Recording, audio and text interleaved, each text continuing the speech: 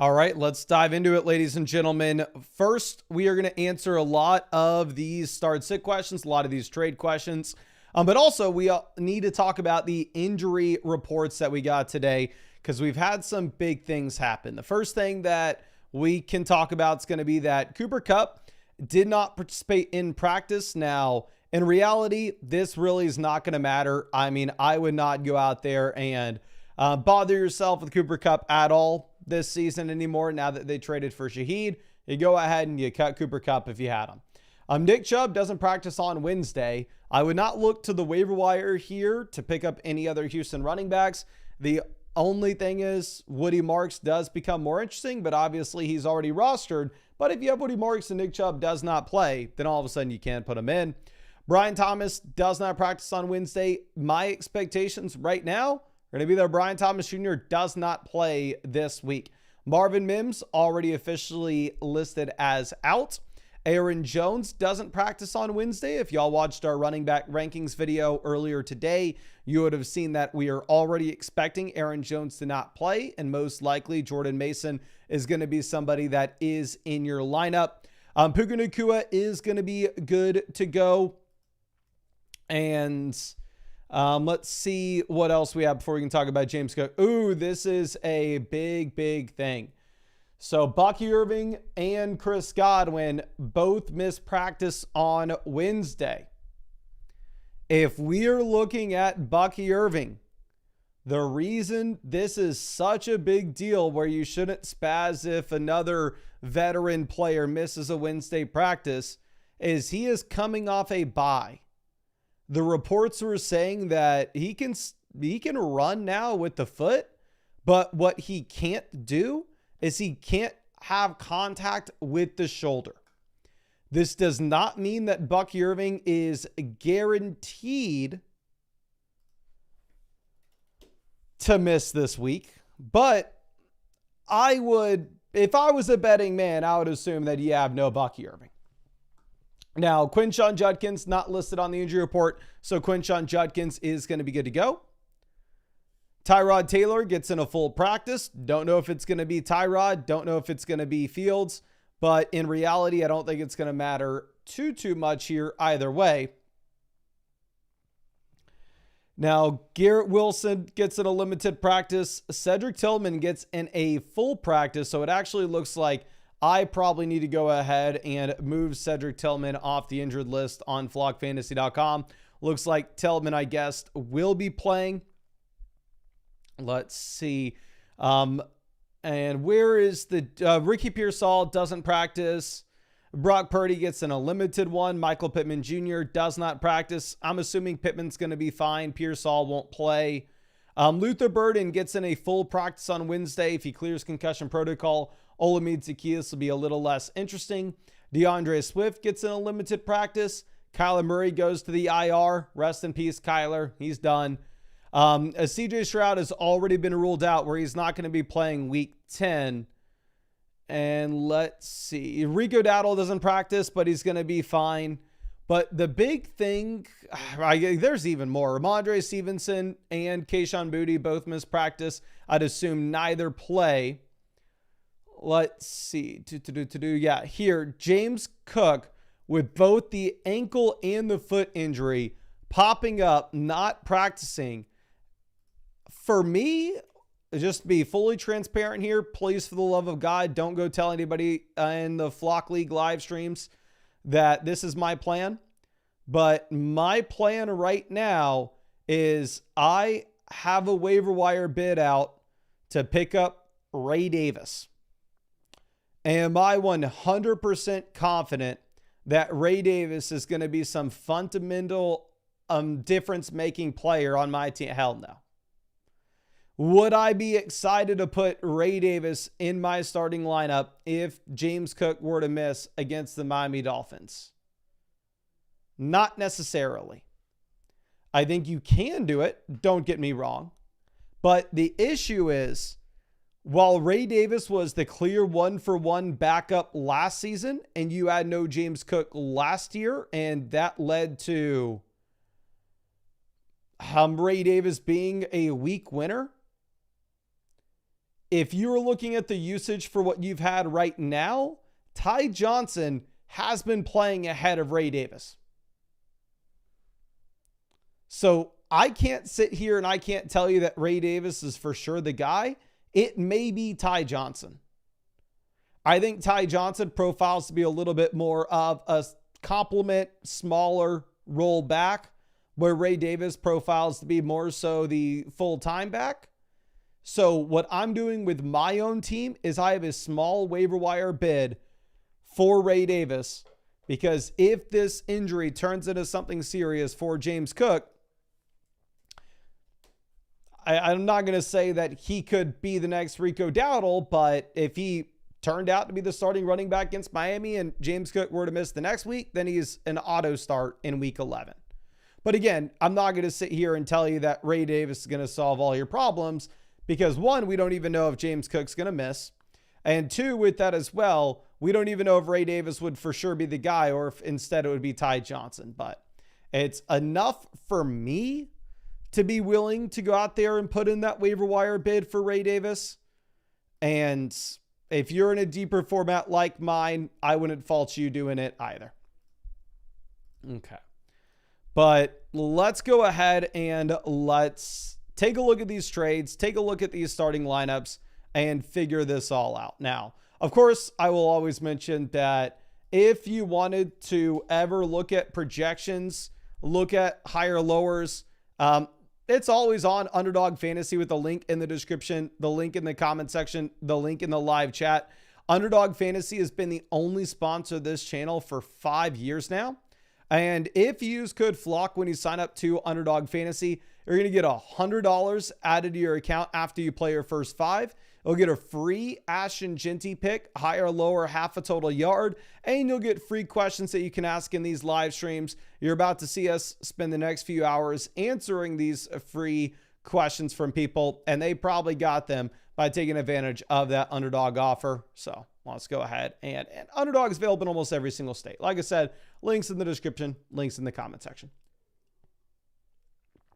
Okay, now Ando Kyle is trading Judkins, Hunter Henry for Rome Odunze and Travis Kelce. Judkins to Rome, I'd rather have Judkins at this point. Hunter Henry to Kelce, I'd rather have Kelce. Looking at your running back room, you have Derrick Henry, Breece Hall, and then Woody Marks would be your RB3 realistically here in the short term. You don't necessarily need a wide receiver. This would be a clear tight end upgrade. For me, I'll be honest with y'all as well. I may or may not have just traded away Rome Odunze in the Flock League. But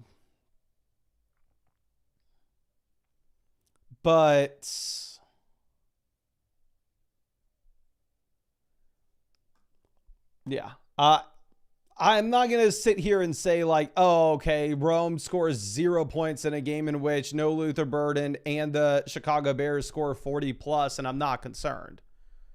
Like I am. So I'm going to go with Judkins here over Rome, even though I traded Rome 2 weeks ago. I'm sorry, traded Judkins 2 weeks ago for Rome. Okay. Now Dreams says, Hadcraft, should I try this or pick up Loveland? Lamb to Jefferson downgrade, Swift to McBride, massive upgrade. Looking at your running back room, you have Judkins, Travis Etienne, and then maybe Bucky Irving in the long term. I think this is a very reasonable trade to make. 100% you can go for it. Okay. Now, here, Jay Smitty. For the flex, you actually, you have no Jamari. He's on bye. That's why I was a little confused here. I think your plan is just to go with whoever the starting running back is for the Chicago Bears. DeAndre Swift did get in a limited practice today, so I'm going to assume that it's DeAndre Swift. But if he doesn't play, you could very easily pivot to Kyle Monungai. Okay. Now let's move this to our next question. Now, Prado here is trading Josh Allen, Travis Etienne, and Igbuka for Baker Mayfield, Chase Brown, and Jamar Chase. So Egbuka to Jamar upgrade, ETN to Chase Brown upgrade, and you're downgrading from Allen to Baker Mayfield. I'd very easily make this deal. I'd go ahead and get the Cincinnati Bengals. Okay. Now, Bijan's trading Kyron and Jefferson for Dowdle and Amon-Ra St. Brown. Jefferson to St. Brown, upgrade. Kyron to Dowdle, downgrade. I think this is a very fair deal, and honestly, it's just going to be up to you. Okay, so now our next question is going to be Schmunk. Here, quarterback, we're going to take Jalen Hurts. Actually, Jalen Hurts versus Caleb's close. I still probably go ahead and take Jalen Hurts, though. It's just a brutal matchup going up against the Green Bay Packers. Okay. Now moving over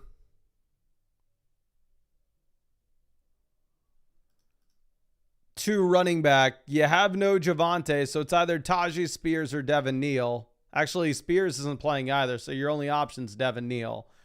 Tight end, you put in McBride, and you can't flex Loveland. Your wide receivers are too good. Okay. Now, Butzer is trading Stroud for Rodgers. It's a super flex format, so this is relevant. Stroud's going to miss a little bit of time here, so I think they call it a lateral move. And then Tracy is not worth anything. And we're packaging Kelsey, Egbuka, and Rome to CeeDee Lamb. Here, 10-team format, give me CeeDee Lamb. Leftover, you'd have... Here's the thing. I think you make this move, realistically, if you are able to go ahead and just punt on this week. Because realistically, if you make this trade, you're going to have no Hampton. You're going to have no Terry. You're going to have no Chase. You're going to have no CeeDee Lamb. You won't be able to fill out a starting lineup this week in particular. But if you're like 7-2 right now and you're like, hey, man, the only thing I care about is fantasy football playoff upside, then sure, I think you can go for it. Okay.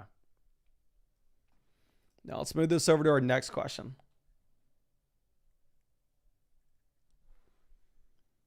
Chax is trading, and Bitter Hornet, let me know in the chat if you need anything, my friend. Chax is trading Judkins, Hampton, Lamb for Jacobs, Jefferson, Pittman.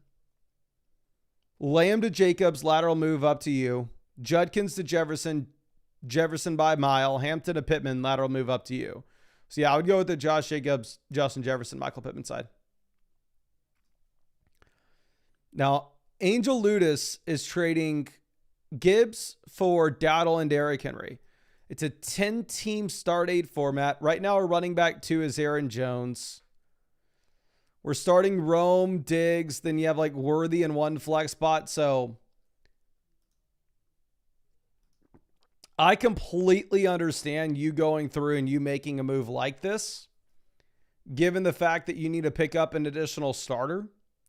I would say it's a deal in which I'd have a hard time.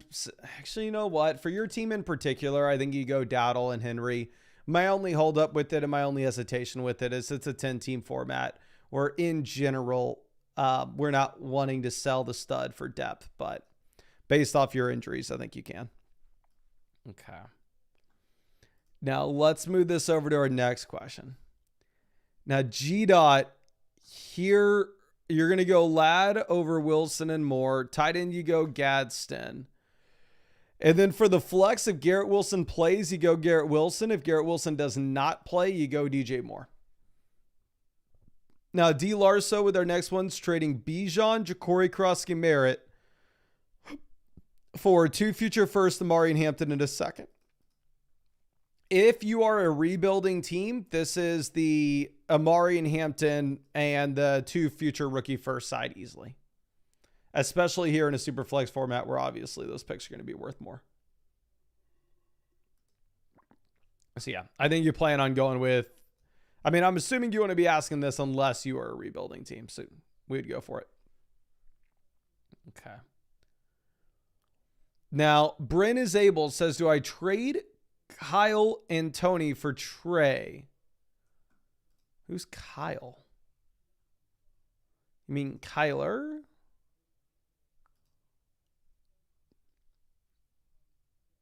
For Trey Benson. So Tony Pollard and, Kyle Madung guy. 5-4 record. Who do I drop for a quarterback 2 in Daniel Jones on the bye week? I would drop Cade Otton here easily. There's no reason that you need Cade Otton on your team. I think who you're planning on starting this week is probably like, if Swift plays, Woody Marks at running back, and honestly still maybe Kyle Monangai in the flex. And then in terms of trading Kyle Monangai and Tony Pollard for Trey Benson, bad offense, unproven running back, currently injured. I'm okay with you doing it if we get confirmation that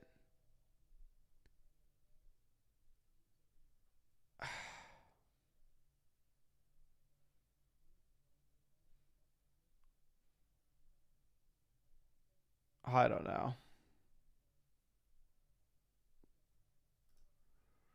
If we get confirmation that DeAndre Swift's playing this week. But if you were to make that deal and then all of a sudden Kyle Monangai turns into the next Rico Dowdle, you get cooked. Now, Joseph's trading a future second and a third for a future first. Brian Thomas to Garrett Wilson. It's an upgrade. Would I rather have ETN, the future second and third, or the future first? I think it's a fair deal. So, in reality, I think that this is a very fair deal, and I think it's going to be up to you. Okay. Now let's move this over to the next question here. This is from Dylan for the flex. It's just going to be easily J.K. Dobbins. Dobbins, great matchup this week going up against the Raiders. Now Brady is trading Achane and Pickens for CMC and Woody Marks. 10-team, 2 wide receiver, 1 flex. Leftover receiver, you'd have Rice, Adams, Waddle, Wandale. So depth's not going to matter much here. I think you 100% go ahead and you make the play to get yourself the elite level asset with Christian McCaffrey, especially in a 10-team format where you only start 2 receivers and 1 flex. Okay. Now, Richie Salim here at wide receiver, we're choosing between Jennings, DJ Moore, Trey Tucker, Jacoby Myers, Parker Washington. I probably am planning on going with Jawan Jennings right now. Tough matchup for the Jags guys going up against Houston.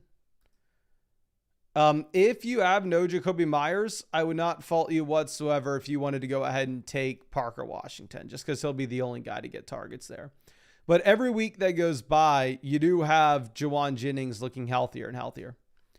Now, Not Versi is trading DJ Moore for Romeo Doubs. I would much prefer having Romeo Doubs now that you have Tucker Kraft, Jaden Reed, and Matthew Golden all injured. Now, Callum is choosing between Drake May, Caleb. I'm going to go May at quarterback. A running back, Byshell Tutin's your only healthy name. Wide receiver, Nico Collins. And then in the flex, I would play Tyler Warren over Keenan Allen, but for the love of God, trade a tight end there, my friend. GT007's trading Dobbins and Jefferson for Pickens and Henry. I'd easily rather have Pickens over Dobbins. Henry and Jefferson are a coin flip, so I'm going to go with the Henry and Pickens side. Now, Double A says, Amon-Ra St. Brown owner desperate for a running back. Egbuka +1 of mine. I would do this deal if you could keep Cortland Sutton and they kept Chris Godwin. Godwin looks like he's probably a 0 at this point. So I'd do this deal. And we actually just saw Trevion Henderson trade in the Flock League too. Mancubus is choosing between Jared Goff, Daniel Jones. 4-point passing touchdown format. Give me Daniel Jones. Running back, we're going to go with Woody Marks and Kamani Vidal under the assumption that you do have DeAndre Swift playing, but it looks like that will be the case. And then tight end, you can go Pat Freiermuth, who looks fully healthy now, but it's flip a coin between Freiermuth and Jonnu. Okay, now CD's nuts. 8-1, add a wide receiver off the waiver wire or run it as is.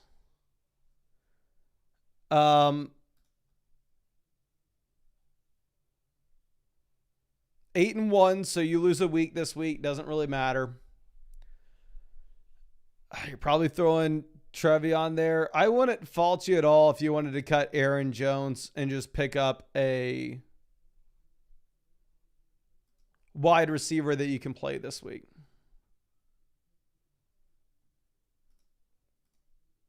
Would not fault you at all. Now, Leandro, it says, I need to reach the final. What moves should I do? Egbuka and Pickens to Rashee Rice. This is an 8-team, 2 wide receiver, 1 flex format. So if this was a league like mine, it would very easily be the Egbuka and Rice into this. But because it's only an 8-team format where you start 2 receivers and 1 flex, so the depth's not going to matter at all.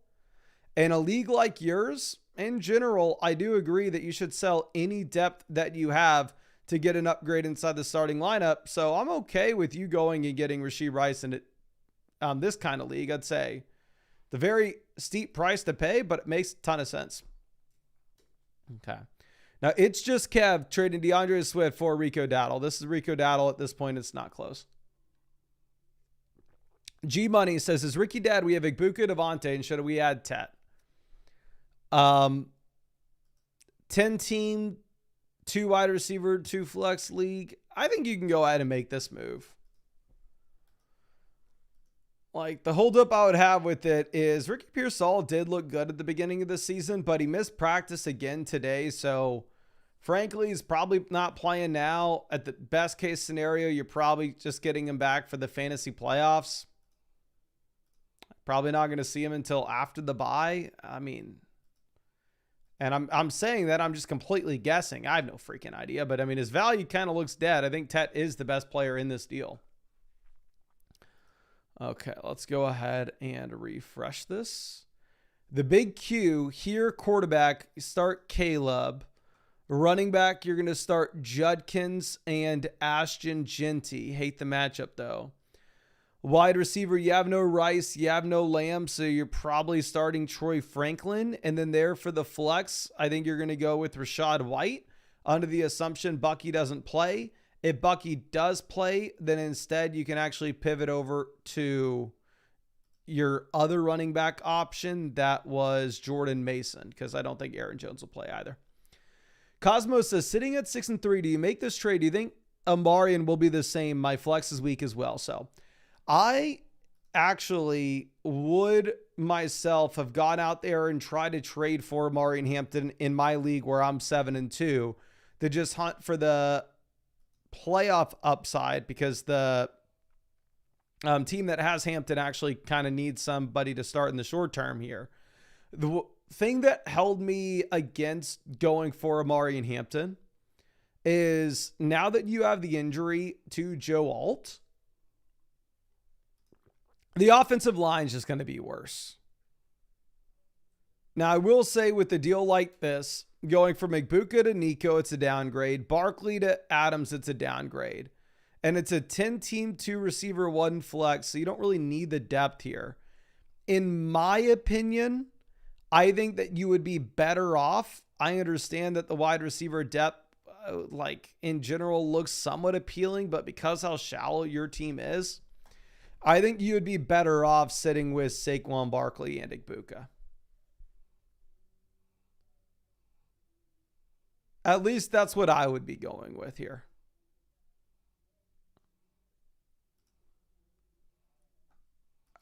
But let me send you over a free trade question in case there's anything else you want to follow up with. Okay. Now, Poppy Sixto, starting lineup question, 8-team league. So I'd imagine that this is a loaded team. Running back, our best options, probably RJ Harvey. And wide receiver, we have Alec Pierce or Khalil Shakir. I'll probably go with Shakir. You do currently have the best offense with projections this week being the Buffalo Bills, projected to score 30 points. Okay. Now Vic's trading Parker and Dallas Goedert for Ladd McConkey and Kate Otten. Goddard to Ladd, give me Ladd. Parker Washington to Kate Otten. Who freaking cares now that you have Jacoby Myers in town for Jacksonville? I don't think really either player is rosterable. So it's like, would you rather have Dallas Goedert or Ladd McConkey? I have Dallas Goedert in my own team. I'd sell him for Ladd in a heartbeat. And you have Loveland, where Loveland does look like he's giving you that upside now. So, yeah, I'd go ahead. I would make this deal if I were you. Then Nick is trading Bijan and Brian Thomas for Kyron, Zay Flowers, and Gadsden. Bijan's the best player in this deal. Brian Thomas, Gadsden, up to you. Whatever they're, Bijan or Kyron and Zay Flowers, probably Bijan. You have Loveland at tight end, so you have some type of upside here. Right now, you have Bijan, Derrick Henry at running back, Rome, Tet, Devonta Smith, JSN at wide receiver. So you have plenty of startable wide receivers. Here's the thing, man. It's a 10-team, 2 wide receiver, 1 flex. If it's a 10-team, 2 wide receiver, 1 flex, you know what you want to do 9 times out of 10? You want to keep it stupid simple, and you would just want to keep the best player on your team, which is Bijan Robinson here. So that's what I would do. I would just hold on to Bijan. Okay. Now, next question is Mason Smith. Says 8 out of 10 people make the playoffs. So here in your league, the only thing that matters is the playoffs. Marv Tet would be on my bench. So which running back will perform better in weeks 15 through 17? Taking a little look at their matchups. Genty plays the Eagles and Houston weeks 15 and 16. That is no bueno. Weeks 15 and 16, Kyron plays Detroit and Seattle. Not great either. I'd probably go Kyron here myself, because the one thing that I'd possibly be concerned with is the Raiders, by the time you get to the end of the season, just won't be playing for anything. So, I mean, I think it could work out either way. It's not like either player has a great matchup. Okay. Bitter Hornet says, picked up Fields and Loveland. Should I drop Washington Spears and pick up Stroud Penix? Not many quarterbacks left. So yeah, we lost Jaden Daniels on this team. So I like rostering Tajee Spears because on the off chance you do get an injury to Tony Pollard, he's literally the only one left. Now, Parker Washington, I don't see how you're really ever excited to start him on a team like yours now that they went through and they traded for Jacoby Myers. So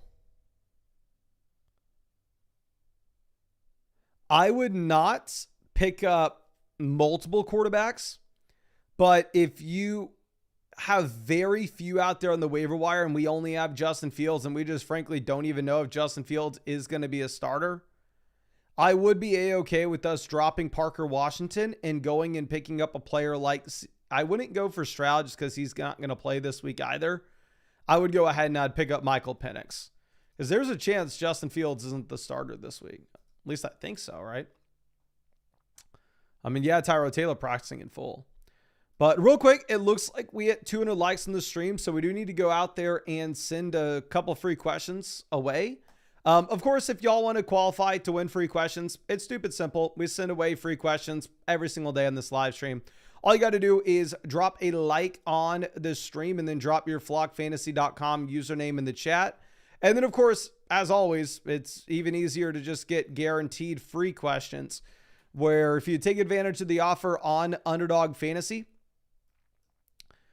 which is available in pretty much every single state. You can go higher or lower on Underdog Fantasy with their projections. You will get free questions for these live streams, and I'm live streaming every single day until Christmas answering your questions. You'll get $100 added to your account after you play your first 5, and you'll get a free Ashton Genty pick, higher or lower, half a total yard for the game tomorrow night. You can find that link in the description as well as the live chat. But let's send this first question out to MFL Zero. Appreciate you hanging out with us in this live stream, my friend. Let me see if I can find you on the site. Got a lot of questions to get through. MFL Zero. Yes, this is probably going to be a long live stream. Just found you. Just sent you over a free trade question. Appreciate you hanging out with us. Let's look at this for Steez McQueen. See if I can find you and send you over a free question, my friend. Steez McQueen. Just found you. And just sent you over a free trade question. Appreciate you hanging out with us in this live stream, my friend. Okay. But anyway, picked up Fields, JJ Flacco. Should I keep JJ or keep two quarterbacks? I know we looked at this team for you previously. I would not keep more than two quarterbacks. I like the two guys you picked up. For me, I would go Fields and Flacco. And then obviously if Fields does end up on the bench, then you can drop Fields and go for McCarthy. But the thing is, if Fields does start, they're going to be trailing in a lot of games, just trade away every defensive player. Obviously, Fields gives you an incredible amount of rushing upside. So, yeah, I would cut McCarthy here. And I would just go ahead and look at a running back off waivers. Now, Asher Flo here, running back. I think you play Derrick Henry. Then for the flex, you probably go with Quinshon Judkins against the Jets. If you wanted to flip to somebody, Jalen Warren's also starting running back, but Warren hasn't scored more than 20 points in a single game this year. Okay. Now, let's move this over to our next question. JB here, quarterback. I would go with Darnold over Love. Implied team total 26 points this week for the Seattle Seahawks. Tight ends, I would go Loveland over Fannin, assuming that you have no Cole Kmet. And then looking for the flex spots, I think we're going to take the combination of Nico Collins, as well as you have no Chase Brown this week. Probably Sutton is a good matchup against the Raiders. Lads averaged 10 targets game over the past 4 weeks. I think all three of those wide receivers are in the same tier for us. You can go ahead and you can take any of the receivers, but I would not consider flexing a tight end for your team. And then obviously if you had to play a tight end, if you had to choose between Harold Fannin and Ferg, you'd go Harold Fannin and Ferg's on bye. Ricky is trading Hampton, Bijan, Adams for James Cook, Javonte, and Devonta Smith. Bijan to James Cook, clear downgrade. Adams to Devonta Smith, clear downgrade. You're essentially upgrading from Hampton to Javonte.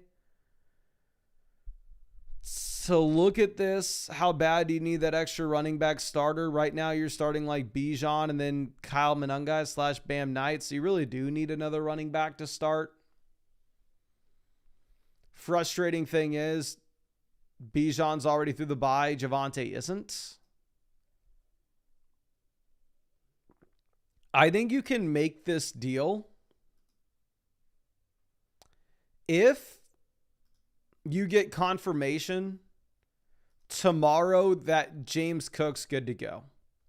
But if James Cook misses practice again tomorrow, then I would not be willing to pay this price for him. But if James Cook's healthy, looking at your team where realistically you do need the extra starter, I am A-okay with you going through and making this move. Now, Ricky with our next question. Here, quarterback, Jalen Hurts versus Stafford. I like the matchup against the Niners a lot more than the Packers. Like, realistically, the Rams actually project out, I think, with an implied team total of 27 points off the top of my head. And I think Philadelphia is at like 21.5. So it's not supposed to be a good offense in Philly. If it's a 6-point passing touchdown format, give me Stafford, 4-point passing touchdown league. I'll take the rushing upside with Hurts. Going over to running back, I'm going to plan on going with Kyle Monangai. Even if Swift plays, wide receiver, you go Adams, Rome, Warren, Egbuka, and then your last flex is where you maybe have a conversation. I think you end up going with Troy Franklin, operating under the assumption that you have no Brian Thomas. Okay. Now, McQueen here for your running back slot. I think more likely than not, you're going to play Jordan Mason because it looks like Aaron Jones won't play. And at the same time, it looks like Bucky Irving won't either. And then for the flex between... If Bucky plays, you play Bucky. If James Cook doesn't play, you play Ray Davis.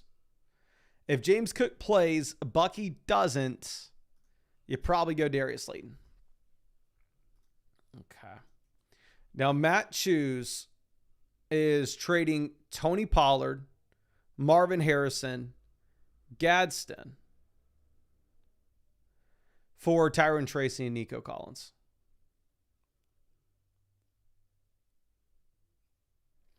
So Marv to Nico, massive upgrade. Pollard to Tracy. Is Tracy great? No, but I'd rather have him over Pollard.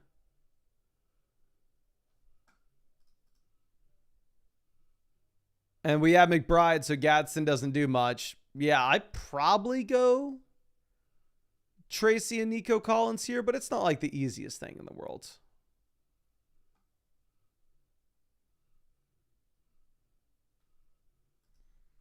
I'm not going to fault you at all if you wanted the other side. But because you have McBride, you can afford to sell Gadsden low. Now, punctual solvency. Here, our best option on the bench right now is RJ Harvey. And yeah, realistically, we're not putting him in our starting lineup. You leave that lineup as is. Now, KZ20 trading JMO for Trey Benson. 100% you do this.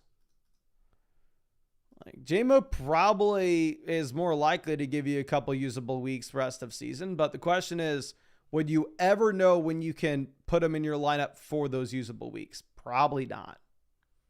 So, yeah, I think you plan on Benson. I just had some shooting pain in my trap. Oh, my gosh. What the hell was that? Pyro, Baker or Brissett. Give me Baker. Running back. You actually have an implied team total over 20 points for Washington, but they are just massive dogs against Detroit, so not super excited about Ja'Cory Cross-Merritt. You may just end up playing Kyle Monunga even if DeAndre Swift plays. Then down in the flex, you have no Jamar. So I think you're probably playing on Troy Franklin. I know Trey Tucker is the wide receiver 1 in Las Vegas now, but it's a horrible matchup. Right now, the Raiders project to be the lowest scoring team in the league this week. Now, Fly Eagles trading Bucky for Swift and Igbuka. Yeah, I'd rather have Swift than Igbuka now that Bucky missed practice. Darm trading Jalen Hurts, Jordan Mason, Rashee Rice, Juwan Johnson for Daniel Jones, Rico Dowdle, Xavier Worthy, Travis Kelce. Rashee Rice is the best player in the deal. Rice to Dowdle, I would say it's a downgrade. Hurts to Daniel Jones, downgrade. Jordan Mason, a Worthy, up to you. You're doing all this so we can upgrade to Travis Kelce. For me,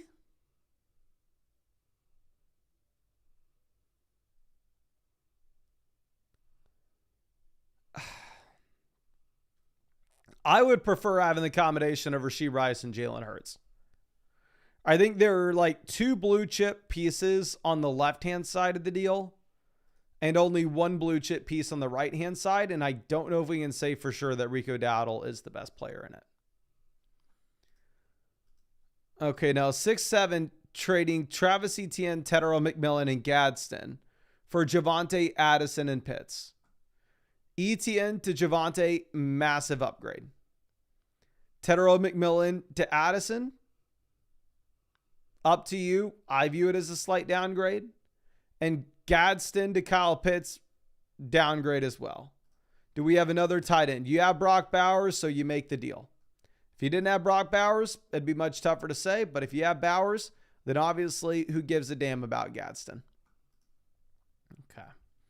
Now, straw mark here for the flex. We're looking at Wan'Dale versus Tyron Tracy. If you would have asked me last week when I thought Tracy was going to be the guy, I would have told you Tracy. But now that we just saw that Devin Singletary is going to have just as much work, you need to go ahead and you need to take Wan'Dale instead. Now, P. Gariz is trading Judkins and Avonte Adams for Rashee Rice. Here's the thing. It's an 8-team league where you have James Cook, Derrick Henry, and Jahmyr Gibbs. So in a league like mine, I think you can make a strong argument for the Quinshon Judkins and Devontae Adams side because depth's going to matter. However, in this kind of league, the depth is kind of irrelevant here. So for you, I would go ahead. I would take Rashee Rice.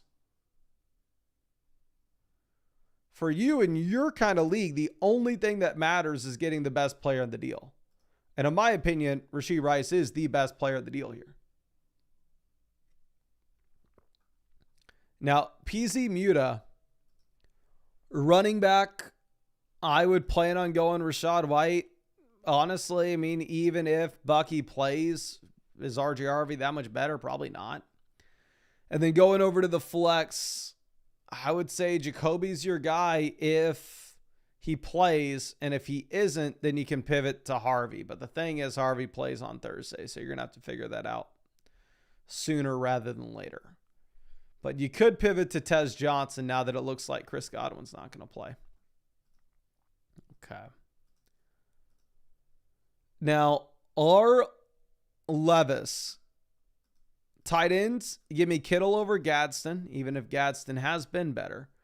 And then for the flex, we will take Devon Achane very, very easily. Actually, you had Javonte in your lineup. You got to take Javonte out. He's on bye. Put Achane in there. And then for the flex between Gadsden and Keenan, I think you probably go Gadsden. Okay, now Bowers trading Bijan for Dobbins, Higgins, and Igbuka.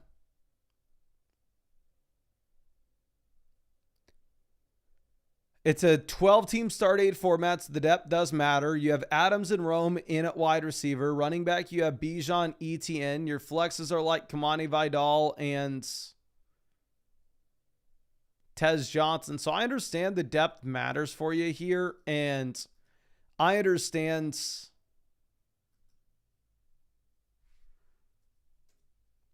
if you wanted to go out there and if you wanted to like down tier from Bijan on a team like this,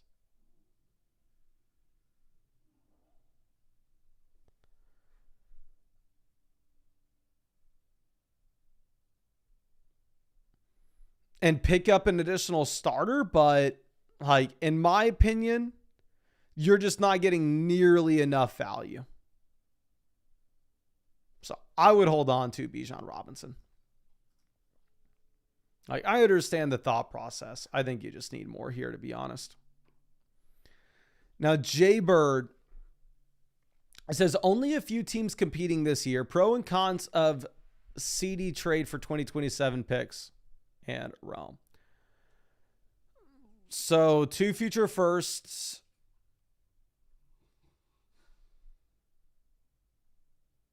Rome for Pittman and Lamb. And Dynasty, Rome, you'd way rather have over Pittman. It's not even really close.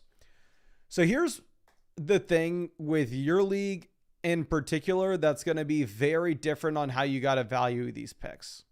And it's going to sound super dumb, but I do think you have to think about it. If this is a regular Dynasty league, I'd say, oh, this is a very fair deal. Up to you.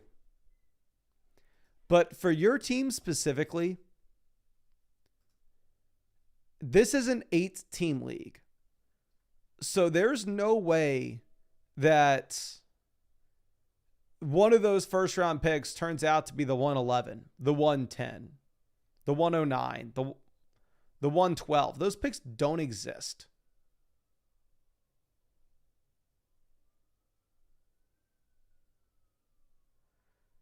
So I would honestly be hesitant to trade away 2 future first, as they have a 50-50 shot of being a top 4 pick. And it's not like Rome's a bum in Dynasty. I mean, Rome was a top 10 pick last year, while at the same time, like, he's flashed a ton of talent this season. He hasn't been consistent, but we've seen the upside. Now, Kylie is trading Dak and Sutton for Jalen Hurts. A lot of teams, I would go ahead and say 100% make this deal. Jalen Hurts and Dak are in a different tier. Sutton doesn't look to be the same level that we thought he was. There's a big but on this one. The but on this one is it's a 14-team start 8 format, so the depth's going to matter a ton. So if you are selling a 2-for-1 deal to go get the best player in it, I would shoot for a little bit higher than Jalen Hurts. Now, Justin 12 Dowdy is trading Kamani Vidal and Amari and Hampton for Nico Collins. Yeah, I would do this deal. Kamani Vidal doesn't look startable now that you have the Joe Alt injury, and all of a sudden they're turning this into a split backfield. Ryan 87 Mets. Tracy, Ja'Cory Cross-Scamara. I'm going to go with Tracy. The Commanders are like 9-point dogs, and we know Ja'Cory Cross-Scamara is not going to catch the ball when they're down. Here at tight end, I would go Loveland if Kmet doesn't play, Fannin if he does. And then for the flex, you have no Lamb, so you have no Booty. So it's either JCM or Harold Fannin, and there I think you can go JCM, but I don't feel comfortable telling you it. I'll tell you that much. Now, Jack and Barack always happy to see us says, concerned on Bucky, would flip one of my receivers for a running back. Any ideas of what that can look like? Okay. Would flip one of my receivers for a running back. Any ideas of what that could look like? So here's the thing. You can't do this. I mean, we can sit here and we can speculate and say like, oh yeah, let's make this trade. Let's send Bucky and Rachaad White to get Igbuka. I have Igbuka ranked higher than Bucky rest of season. But if we are looking at your team, leftover, your running back 2 would be Devin Singletary. And wide receiver, you have Lamb, London, A.J. Brown, Puka Nacua. So here's what I would say for you right now. If this deal is on the table for you, you do not accept it until you already have lined up a trade in which you go through and you sell a wide receiver, you sell somebody like Drake London and go get a top level running back. You sell somebody like CeeDee Lamb and get a top level running back. Like you can sell Lamb for Devon Achane, right? And if you send CeeDee Lamb for Devon Achane, and then this deal falls through here where you trade Bucky and Rachaad White for Igbuka, then who really cares? Like, you still have plenty of production at running back, but if you make a deal like that, then it would give you the flexibility to make this trade. The last thing I would want you to do, though, is make this trade where maybe you're marginally winning, and then all of a sudden it's so much harder for you to trade for a running back than you initially thought, and you're just having to go out there and you're having to send Puka Nacua for Devon Achane instead when you didn't realize it was going to cost that much in your league. Because you don't want to have to go through and put Dylan Sampson in as your RB2. So I would not do this deal for now until you line up the second one. Okay. Now let's move this over to our next one. This is going to be GS Money. Here for the flex, I'm probably going to go Troy Franklin. Nick Chubb didn't practice today. If Nick Chubb were to miss, then you could go ahead and put Woody Marks in your lineup. You'd have the expanded role. Obviously, Mark's going to catch the ball regardless. But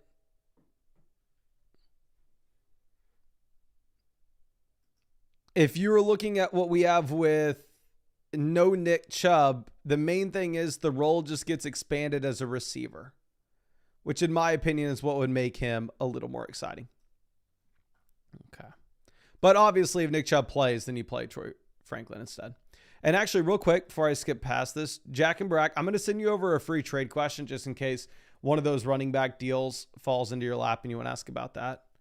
I will say, whenever I was negotiating, or not even, I didn't negotiate much with the trade I made in the Flock League today.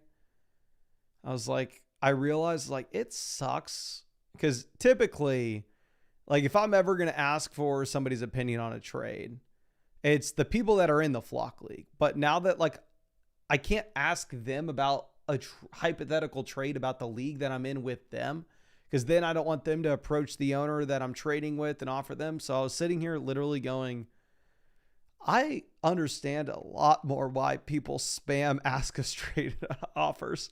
I was like, I could kill to ask somebody for a second opinion on this trade right now.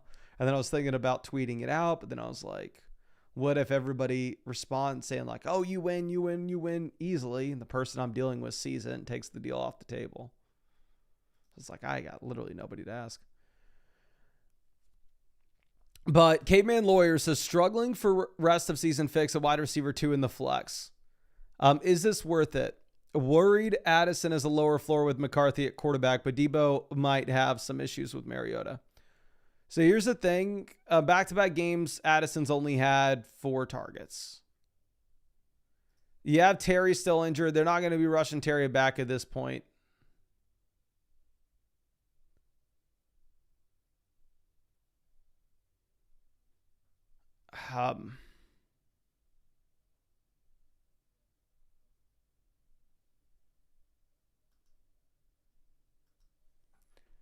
It's a 2 wide receiver, 1 flex. Right now, our starting lineup, we have Debo, London at wide receiver. Our flex, we can throw a running back in there. I think Debo's right there with Jordan Addison. Personal preference, up to you. So I think you can go ahead. I think you can make this deal because you have so many injuries at wide receiver, and picking up Khalil Shakir. Shakir could actually hit your starting lineup.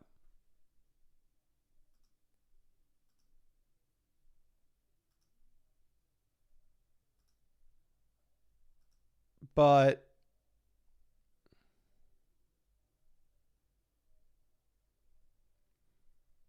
it's not like a no-brainer trade whatsoever.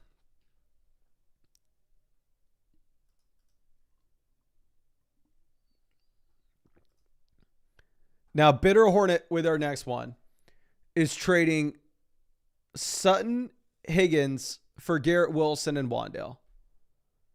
Sutton to Wilson, give me Wilson. Higgins to Wandale, give me Higgins. Fair deal. I think this is 100% up to you, my guy. I think Garrett Wilson's probably the best player in it. Now, Fantasy Lover LBJ says, hey, Mason, just traded for Knicks and Rome. Needed a quarterback, 6-3. Here's the thing, man. I always hate, like, yeah, why that? You don't need a. How is Bo Nix how is he an upgrade over Dart and Baker Mayfield? Bo Nix this season is averaging 19.9 points per game. Dart, since he's taken over as the starter, has scored 19.8, 15.6, 23.6, 28, 19.4, 27. Dart's per game averages are higher. Am I going to tell you that Dart is easily the better option over Bo Nix? No, but I think they're in a similar tier.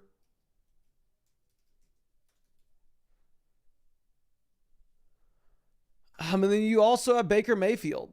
Like, so in general, if I'm ever going to trade for a quarterback, you need to be trading for a name such as Lamar, Hurts, Allen, like somebody that has the elite upside. There's no reason for you to go out there, and there's no reason for you to make a trade like this, in my opinion, or trade for like one of those quarterbacks that's just kind of about the same as the guys you have. Okay. Now, Nico to Rome downgrade, Kenneth Walker to Bo Nix. Like, man, I think you lost this, to be completely honest. Just because for me, I don't view Bo Nix as that much different than Baker Mayfield, Dart. I would rather just play the matchups between the two guys that we had, or gone out there and try to trade for like a true elite player.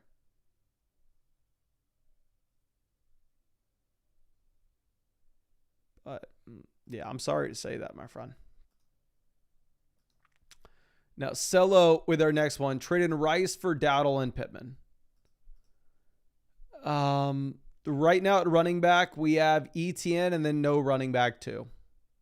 So I think that this is a very fair trade to make. And since you need a running back, I think you can go for it. Okay. Now, Bitter Hornet with a massive dono. Let me just make sure that you have as many of these questions as possible, my guy, as always. Says, looks like Dowdle out thin at running back. Dowdle's going to play. I know Dowdle missed practice, my guy, but they already came through and they said that it's just make sure that he's going to be good to go to just carry a massive workload. So Dowdle's going to play. Don't stress about it. Aaron Jones is the player I'd expect to actually not play. Drop JJ and pick up Dermicado. I think you can 100% drop JJ McCarthy and pick up Dermicado. I wouldn't plan on playing him, but he is trending towards being the starting running back in Arizona. We'll go with Tune Jones. Drop Gainwell, Algier to make the room for the two guys coming off the IR. So if I were looking at this, I would drop JJ McCarthy and pick up Dermicado, but I think you should be able to play CMC and Rico Dowdle this week. I don't actually think you'll have to play Dermicado. Maybe you get desperate enough where you have to throw him in the flex, but realistically, if you're looking at an option off the waiver wire at wide receiver that you could put in the flex spot instead,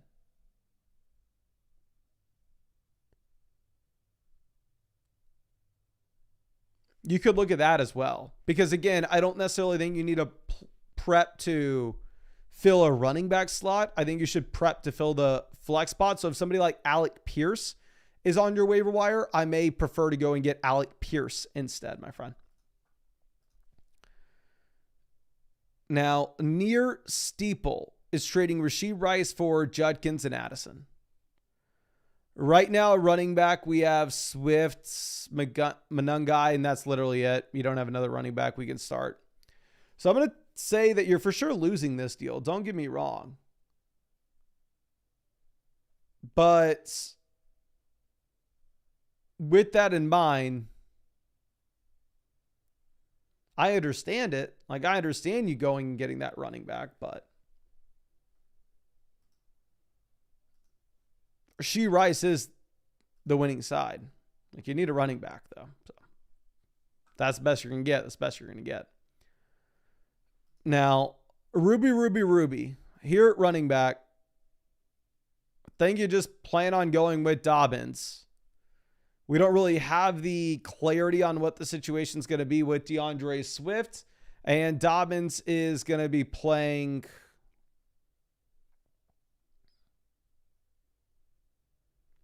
the Raiders on Thursday night. So since he plays on Thursday night, it's just a spot where you're not going to have the luxury to wait for Swift. And then in the flex, I think you probably plan on Wan'Dale. If they tell us like, hey, Swift is not only going to play, but he's going right back to the role that he had previously where he's just guaranteed to see 18 plus touches. And sure, you can go ahead and you can get DeAndre Swift, but DeAndre Swift was a running back that was living off of volume, which is what we'd like to see if that volume's easy to project in the future, not efficiency.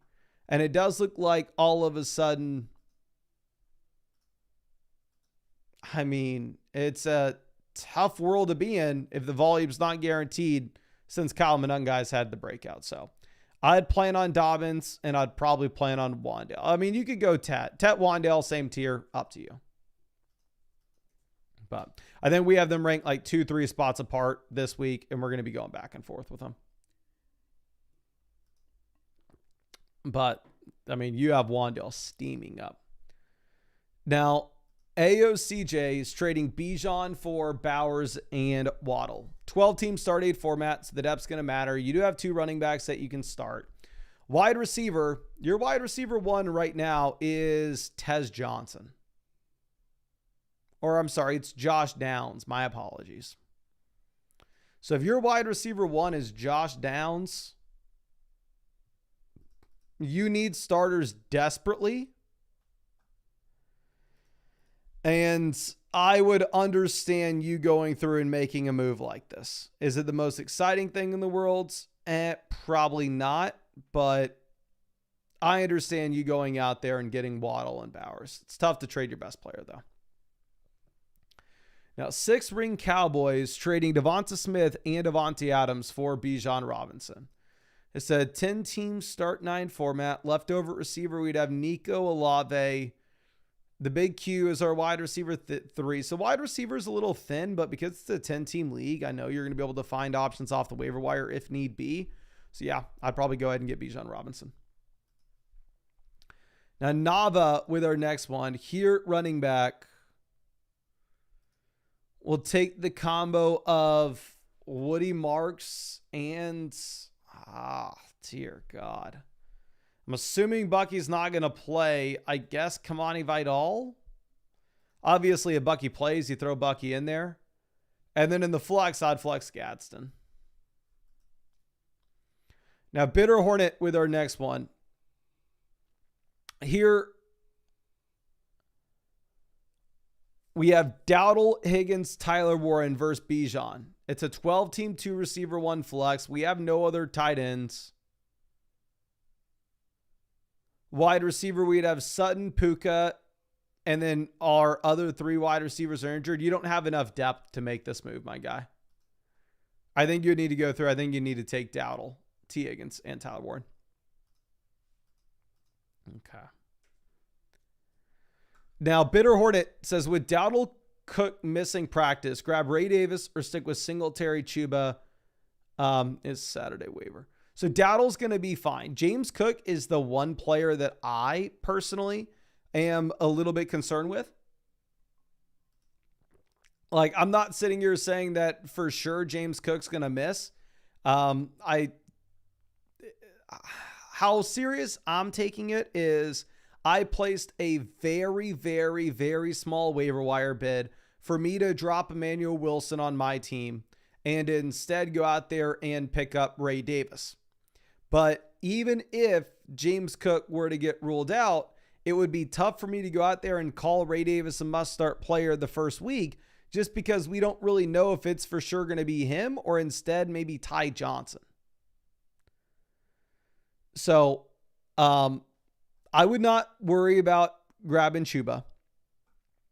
And then with this, like I said, Dowdle's for sure going to play. Don't worry about it. If you wanted to drop like Tajee Spears or Devin Singletary and pick up Ray Davis or Ty Johnson, just because the upside is going to be so much higher with what you're looking at when it comes to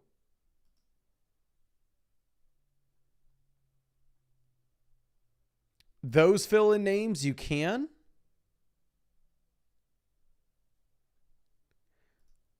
Just because the offense that they play in, but again, no guarantee that James Cook's going to miss either. And then even if James Cook were to miss, we can't guarantee which one of the running backs is actually going to be the starting player. But I wouldn't worry too much about Rico Dowdle. Again, they've already came out. They said that Dowdle's fine. Now, Champagne Neeks is trading Judkins, Etienne, Gadsden for Jalen Hurts, Chase Brown, Kyle Monangai. So Judkins, Chase Brown, or Etienne, Chase Brown, upgraded Chase Brown, Judkins to Jalen Hurts, up to you. Gadsden, Monangai, up to you. Quarterback, we have Dak, so we're okay. Running back left over, we would have Chase Brown, Dowdle. That's about it. Tight end, you'd have Laporta. I think this is a very fair deal. I think this is going to be up to you, my friend. I wouldn't fault you for taking either side there. Okay. I will say, though, as a side note, like, I'm not too stressed about Dak Prescott. I still think that Dak's going to be a startable quarterback for you going into the future. I'd rather have Jalen Hurts, but I think Dak's going to be just fine. Nachiki trading Woody Marks and Trey McBride for Kyle Monangai, Travis Etienne, and Dalton Kincaid. Here's the thing with Kincaid. How the hell could I tell you that we know we want to start him for sure when he's playing 43% of the snaps? Career low with his targets per game. The efficiency has been incredible. And if he were to start playing more, like, the upside's there. But it's very difficult for us to ever come out here and say that's going to happen for sure. Woody Marks versus Monungai. I'd rather have Monungai. And Trey McBride versus Travis Etienne and Dalton Kincaid. I'd rather have Trey McBride. So, for me, I would prefer the Woody Marks and Trey McBride side of this. Now, Brandon says 3-6, forced to make this deal with Lamb on bye. Also dealt Nico Gadsden for Ladd and May. Is there hope?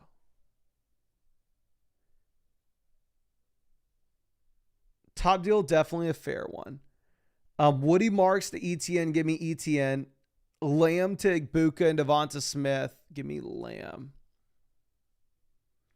But we're 3-6. ETN, Igbuka, and Devonta Smith are all on bye. Looking at our team, we really needed the wide receiver to start. So, yeah, I actually really like that. I think it makes a lot of sense, my friend. Okay. Now let's move this over to our next question. It's going to be from Win the Day, trading Kyron and Bowers for Bijan. Tight end, you also have McBride. So I'm going to say two different things. One, in my opinion, the value side of this is going to be Kyron Williams and Brock Bowers. However, with that in mind, you very much can afford to go out there and make that deal for Bijan, considering the fact that you are sitting with, I don't know. I mean, either the tight end one, you have the tight end 1 and the tight end 2 both on your team. So if you were to trade one of them and go out there and get that upgrade for the other. I'm sorry, if you were to trade one of them to get an upgrade in another position, it's not the end of the world. I would try to get a little bit more value out of them, but this is the best you're going to get. This is the best you're going to get. But yeah, again, I think in a vacuum, most teams should prefer Kyron and Bowers. Now, Hunter Dan trading Mahomes and Nico for Amon-Ra St. Brown. Quarterback, we have Bo Nix. It's a 10-team, 2 receiver, 1 flex. I have Nico Collins and Josh Allen. Would I trade Nico Collins and Josh Allen for Amon-Ra St. Brown? Probably not. But I think it's a fair deal. I wouldn't fault you for making this.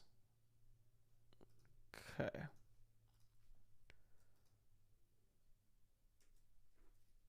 Now, Mason Bana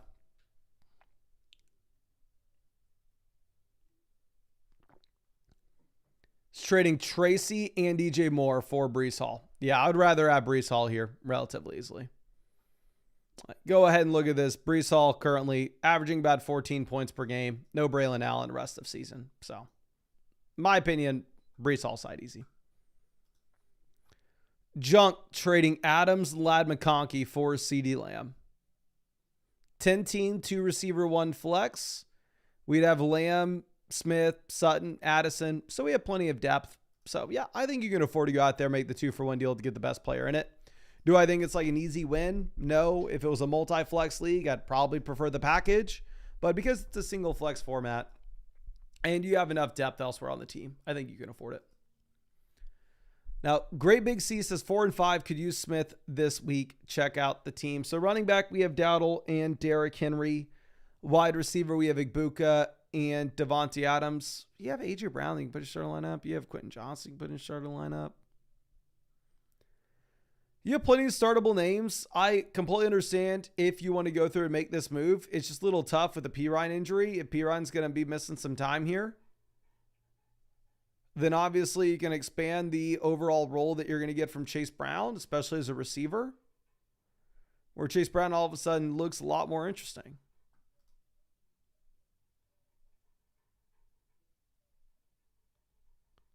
So, but I think it's a fair deal. I think it is understandable for your team specifically. If you're 4-5, you need a win right now and you have enough running back depth, you go through and get the player that's going to play the extra game.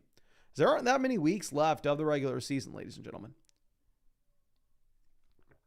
Now, Milrow Glazer says, in my league, sacks are -2 points and May takes a lot.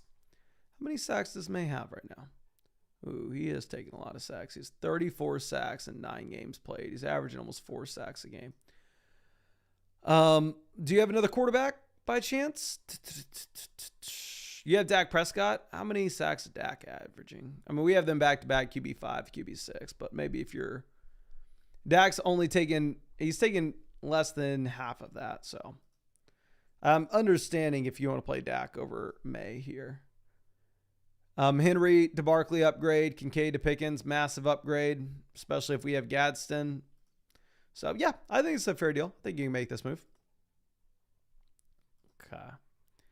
Now, Shiny Gazebo says 8-1, Kyron for Bucky or Kyron plus for an elite. Ooh,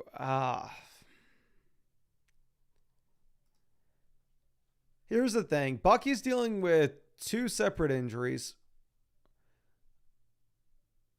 Missed practice today.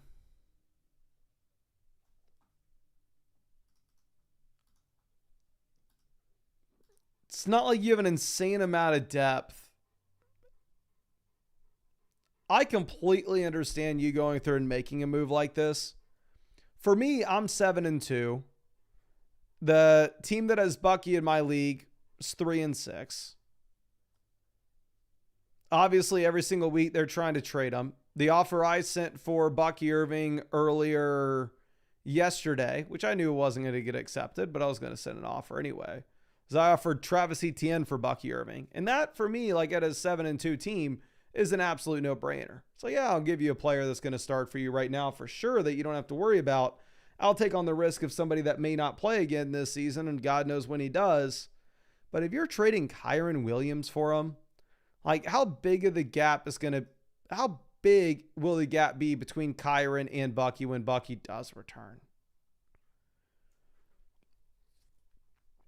I'd probably hold on to Kyron here, to be honest. And then I don't even know what trade you could, what 2-for-1 deal you could send for an elite player. You don't have that much depth. I'll leave the team as is. If it was my team. Man, dude. Superflex format, 14-team Superflex league. So these quarterbacks would 100% have to be in your lineup. Bryce Young to Dak Prescott, massive upgrade. Kenneth Walker to Jalen Warren, upgrade. And then down tier from Monroe St. Brown to Romeo Dobbs, as well as Gadsden. Regular league, this is a Monroe St. Brown's not even really close. Tight end, you don't really have many startable names right now. It's a super deep format, so you get the extra starter as well. Bryce Young is hitting your starting lineup. Dak Prescott clearly would be a massive upgrade. Kenneth Walker is not startable. So I would say in almost any other league, I would go ahead and I would take the Dak Prescott side.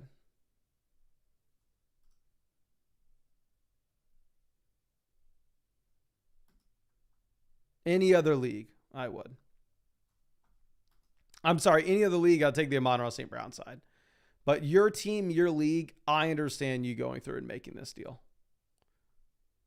It's a rare instance, but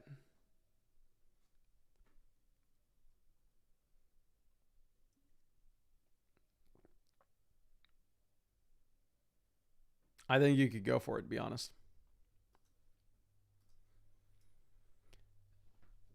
Now,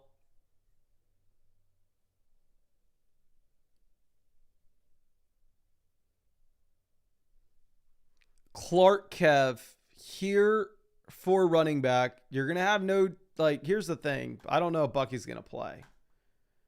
Obviously, if Bucky plays, he plays Singletary and Bucky, but Spears and Javonte are both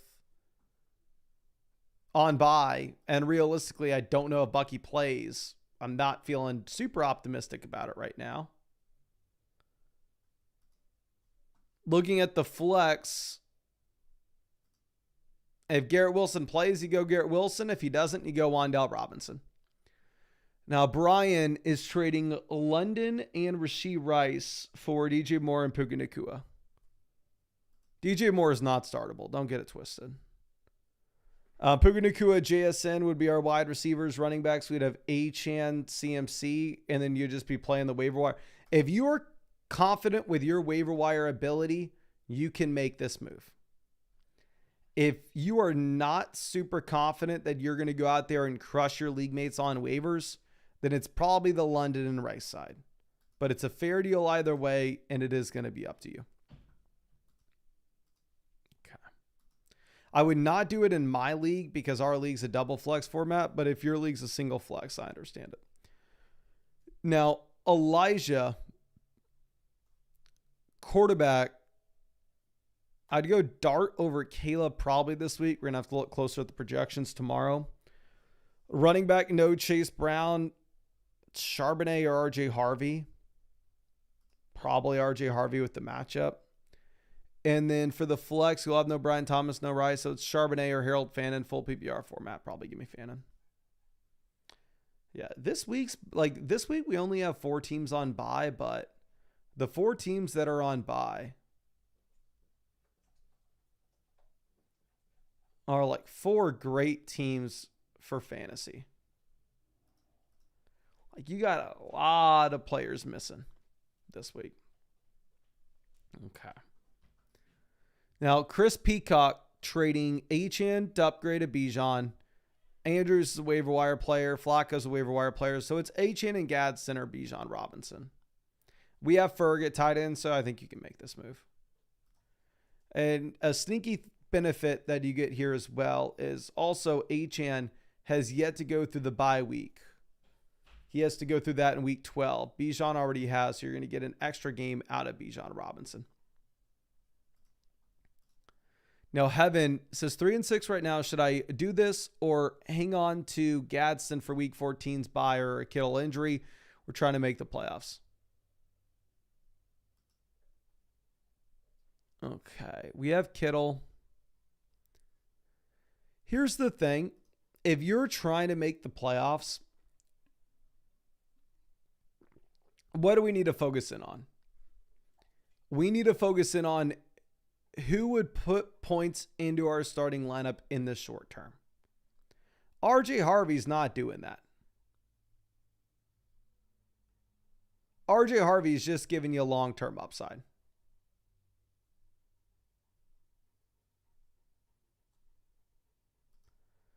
So I would go ahead and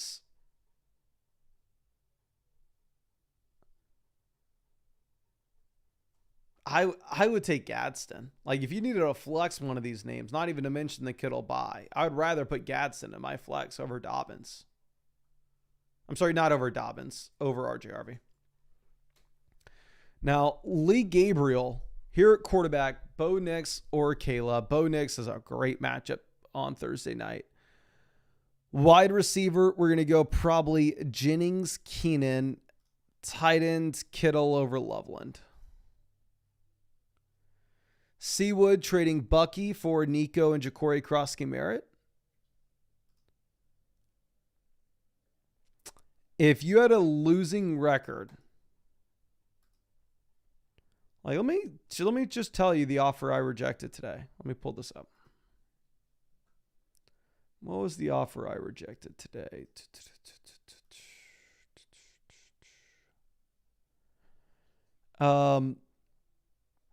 Or maybe I rejected this. Yeah, the offer I rejected today is I was offered Bucky and Xavier Worthy for Nico Collins and Travis Etienne. For me, I'd easily rather have Etienne over Worthy. And I think that Nico and Bucky, I'd probably rather have Nico right now until we get the report that at least Bucky Irving is at practice. Ja'Cory Krosky-Merritt's not really startable, but here's what this is going to come down to for me. Are you guaranteed to be a playoff team?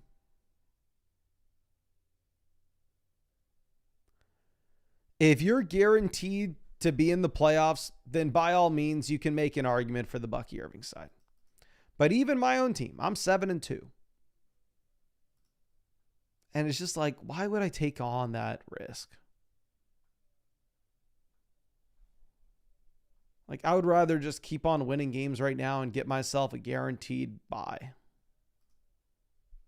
So I'd probably go with the Nico Collins and Ja'Cory Cross-Merit side, especially if you are sitting with a losing record. Bryce Young lover needs help between Dart and Herbert. I would go Dart if it's a 4-point passing touchdown format. And then Wan'Dale Artette in the flex. It's very close, but I'm kind of thinking Wan'Dale right now. Okay. Now, it's Bearded trading Pickens and Gadsden for Rashee Rice. This is going to be Rice easily. You don't have another tight end, go to the waiver wire. Pick up a tight end. Now, Bank, quarterback, between Bo Nix and Dart, it is close. I think you can go Bo Nix, but you're pretty much flipping a coin. Then for the... Oh, I am such a dumbass. Oh my gosh. I am so stupid. Actually, no, I'm not. Never mind. I was thinking like, oh crap, I need to record our quarterback and tight ends rankings video, but then I realized we streamed those now. So never mind. Ignore me. I was thinking all of a sudden I'm going to be up till 1 a.m. again tonight making that video, but no, we're fine. Okay. But anyway, here for the flex. I think you're probably planning on going Trevion Henderson. I mean, they didn't go out there and they didn't trade for a running back. Ramondre's not going to play, so Trevion looks like somebody you can just put in. Okay. Now, Go Utes Tommy says 2 point per reception. Trade deadline is Monday on the 1st. Monday, first round buy secured. Bo Nix to Jalen Hurts, Kyron to Javonte, Dowdle to Waddle. I think you got to hold on to the Bo Nix, Kyron, and Dowdle side. I understand maybe it being 2 point per reception. You give a bump up to a wide receiver to hit your flex.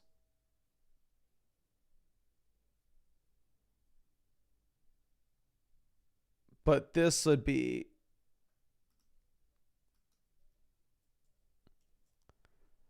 like a tough price to pay. Rico Dowdle does look like he can just be the league-winning running back you needed this year. I'm fine trading him for the right cost. I don't know if that's it, though. JC Giac trading Jalen Hurts and Tetero McMillan for Puka Nacua. This is Puka easily. Not even to mention that you have Josh Allen. Yeah, Puka Nacua, not close. Okay. Now, Sax Boy. Here for the flex. No Worthy, no Pearsall, no Ayuk, no Chase. So it's either RJRV, Zach Charbonnet, or Gadsden. Full PPR format. I'd probably throw Gadsden in there. Now, Karate is trading Derrick Henry to Bowers upgrade. Marv to ETN upgrade. Theo Johnson to Sam Darnold. Who cares? Yeah, it really just comes down to who would you rather have? Would you rather have Derrick Henry or Brock Bowers? And for me, I'm going to go ahead. I'm going to take Bowers. And oh, dear God. We're going to have to stall a bit and let my mouse charge. Here's something that shows exactly how dumb I am, ladies and gentlemen. Every single 3 hours today, my mouse has ran out of battery as I've been working on my computer. What did I decide to do? I decided, oh, okay, well, let's charge it for 30 seconds so then I can keep working. And then I go to dinner, and what could I have easily done at dinner? I could have just plugged in the mouse, let it charge while I was there. But now instead, let me get this to charge for a minute, and let's answer just some of the questions that we have in the live chat. So if you have any questions, just drop them in the live chat right now, and we will try to go through and answer as many as we possibly can. So just drop your questions in the chat, ladies and gentlemen. Okay. Let's see if I can find them. Adam, the activist, says, Mason, you're looking extra handsome today. I didn't even think that was possible, my friend. I thought I had maxed out the handsome scale, but thank you. Beckett says, trade Dobbins for Diggs. I think you can with the booty injury. Caesar says, A.J. Brown for Igbuka. I'd rather have Igbuka quite easily. Troy says, who is the fill-in if James Cook is out? What we saw last year is we saw that be Ray Davis. The running back that's been more so used this year has been Ty Johnson. So I can't tell you which player it would be for sure. I can tell you the player that I currently have my waiver wire bid in is for Ray Davis. Do I think it's a super easy pickup? Do I think it's something that everybody needs to go out there and do? Realistically, no. But it doesn't cost me anything to do it. So I just threw out the cheapest, tiniest little bid ever. And we'll see if we get Ray Davis. Okay. Let's see. I'm Gucci Polos. Congrats on 300K. My friend, thank you so much for sticking with us for so long. Appreciate you as always. Fart Dad says Whataburger or In-N-Out. Okay, you must be new here because I've definitely talked about this 1,000 times. Let me give you my background. I am from the suburbs of the great state of Texas, right? If you are also from the suburbs of the great state of Texas, we all have the same high school experience. After the football game, everybody goes to Whataburger.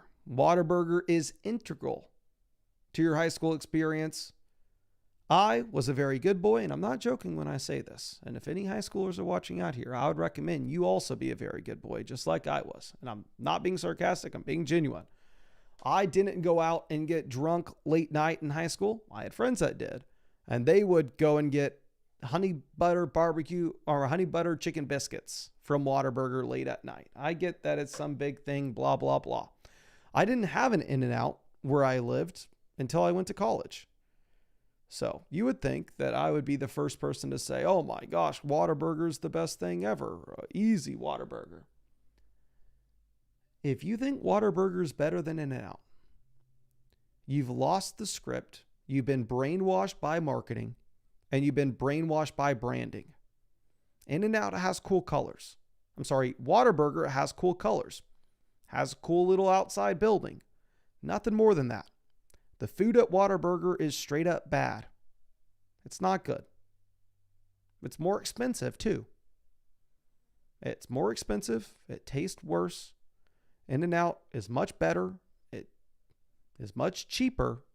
It's faster to get too. So, again, I know my Texas brethren are going to hate me for it. And I still rep the Lone Star State. I still live in the Lone Star State. But ever since I moved to a city that has an In-N-Out, I have not gone to a Whataburger since. I've gone to Whataburger with friends because for whatever reason, they still think it's good. And I'll say 9 times out of 10, I'm an idiot and I don't know what I'm talking about. But what I just said, that's all just straight up facts. But let's move this over to our next question. We got the mouse working again, so y'all don't have to hear my rambling. And I'll also say, I know people are going to go, oh, In-N-Out fries are garbage. In-N-Out fries are garbage. Be a man. You don't go to a fast food place and order a meal. You go and you order 2 sandwiches. Okay? You don't get the fries. You don't get the drink. You get 2 sandwiches and a water cup. The only thing that matters is the burger. Okay. Now, Jay Chong. Tight ends. I would go Loveland over Fannin and Ertz if Komet doesn't play. If Komet plays, it's a little bit tougher, and you could consider Ertz.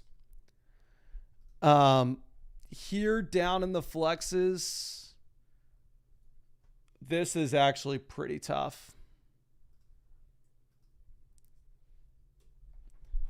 I would probably plan on going with Kyle Monangai and Kamani Vidal if DeAndre Swift plays and they tell us, hey, DeAndre Swift's going to have everything in this backfield, then sure, you could pivot over to Jennings. Okay. Now, Ja Rude trading CMC for James Cook and Amon-Ra St. Brown. So both these players already threw their bye, but I do think you have to worry potentially about James Cook missing a week here.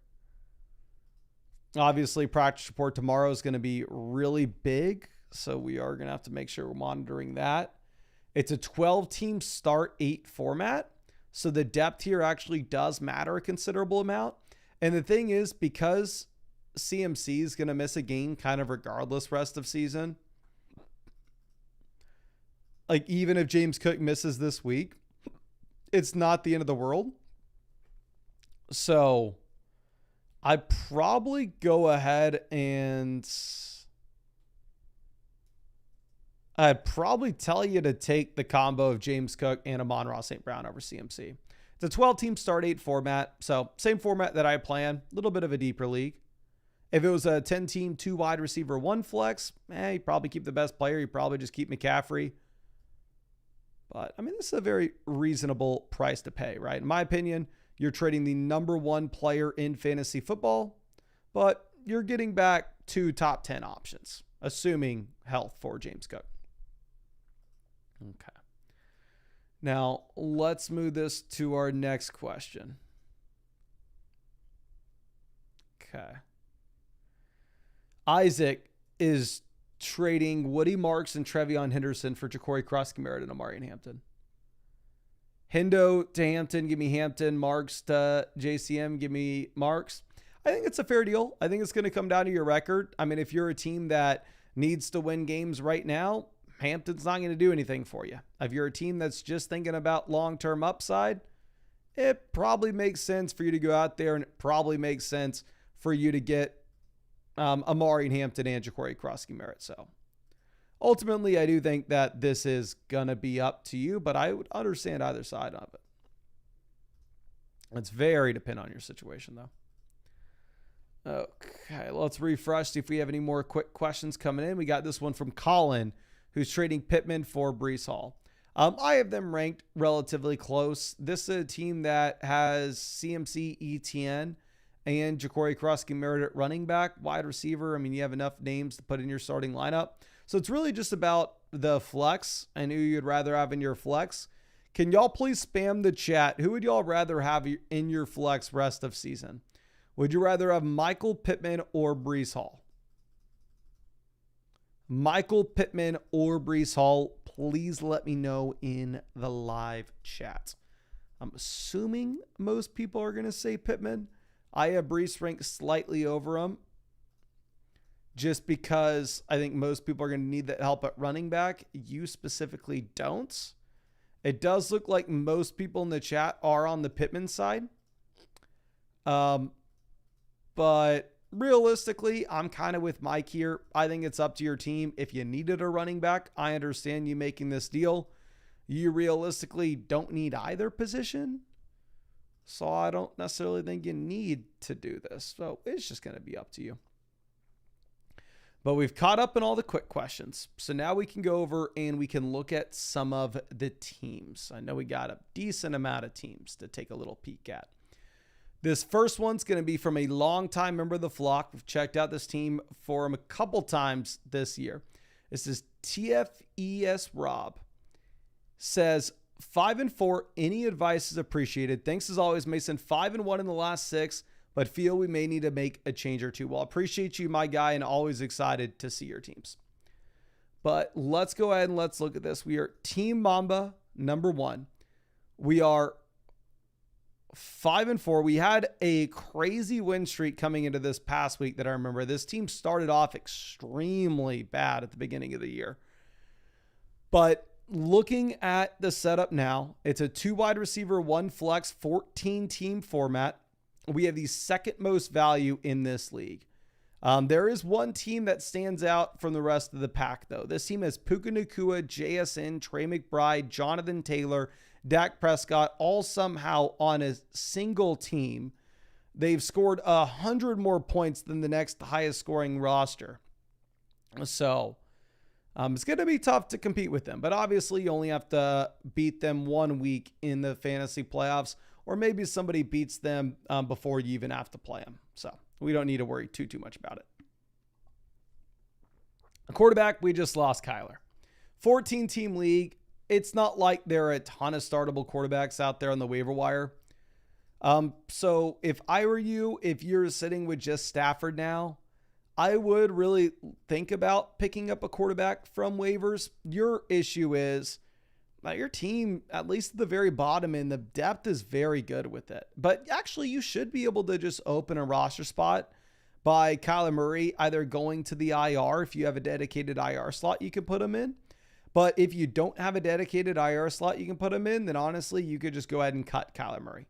And then I would pick up Trevor Lawrence, or honestly, I'd probably look at McCarthy over Lawrence, just given the injuries that we've had in Jacksonville. Let me update my rankings to reflect that. But yeah, I think I would probably go ahead and pick up Trevor Lawrence here.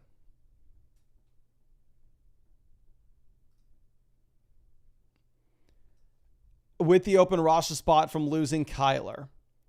Then looking at running back, we have Kyron, Hampton, Harvey. Kind of saves us here is Jordan Mason all of a sudden can actually be a starting running back now that we have no Aaron Jones, or at least in the short term. And then in the long term, you still have the hope for an RJ breakout. You still have the hope for Amari and Hampton coming back in week 13. I would say that Ja'Cory Krosky-Merritt, while yeah, he's been bad, he's probably worth a roster spot. I would probably, let me know in the chat, have I lost my mind? Who would you rather have rest of season? Would you rather have Ja'Cory Krosky-Merritt, or would you rather have Byshell Tootin at the bottom end of your bench? My mind is telling me I would rather have JCM. But let me know in the chat if y'all think that I'm wrong. Very well could be.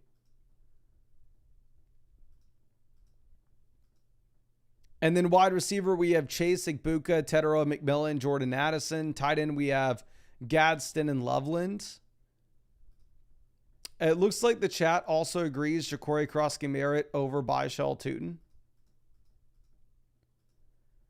So I would probably drop Tootin. I'd pick up JCM. And then long term, you will have enough depth where you can eventually make a deal to get an upgrade inside your starting lineup. But for the short term, it's just not possible for your team.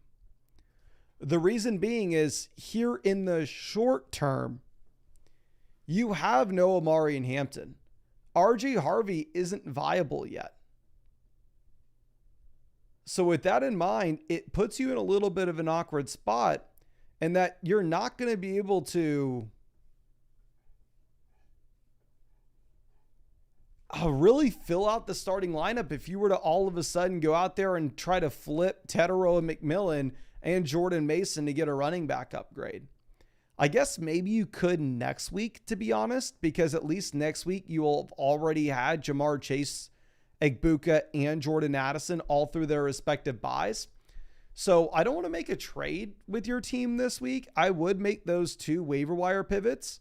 But realistically, what I would probably look to do is, if you could just simply make those two waiver pivots, and then next week look at us going through and possibly trading away Tedero and McMillan and a running back and go get an RB upgrade, we would. But it may be tough for you to do that with Amari and Hampton or RJ Harvey, just because their short-term value is not going to line up with their long-term upside. But I really appreciate you and really hope I was able to help you out in some way here. And again, as always, thank you for stopping by the live stream. Thank you for being a member of the flock, my guy. Now let's move this over to our next question. This is going to be from Blackfire. It says, hey Mason, congrats on the win in the flock league. Thank you, my friend. Need some help with my running back. Losing Scat sucks. Regardless, I believe I can win the next 5 weeks confidently. Any trade targets or drop players to pivot to the waiver wire? I am a bit worried for Bo and Herbert being on bye, but I think I can still win. Thanks. Thank you, my guy. Let's check this out. We are the Who Day Nation. it's a 10-team format. You'd always be able to go to the waiver wire and find a different quarterback, right? Like, that's going to be the week 12 bye for both these players. So realistically, you do have some time to figure it out. It's a 10-team start 9 format. So if it's a 10-team start 9 league, you're in a spot in which the depth from a starting lineup perspective matters, but also the waiver wire, again, will have names that we could realistically look at. Starting off at quarterback, we have Bo Nix and Justin Herbert that we can just simply play the matchups between for right now. So yeah, we're A-okay at quarterback. Obviously, week 12, you probably will need to go through and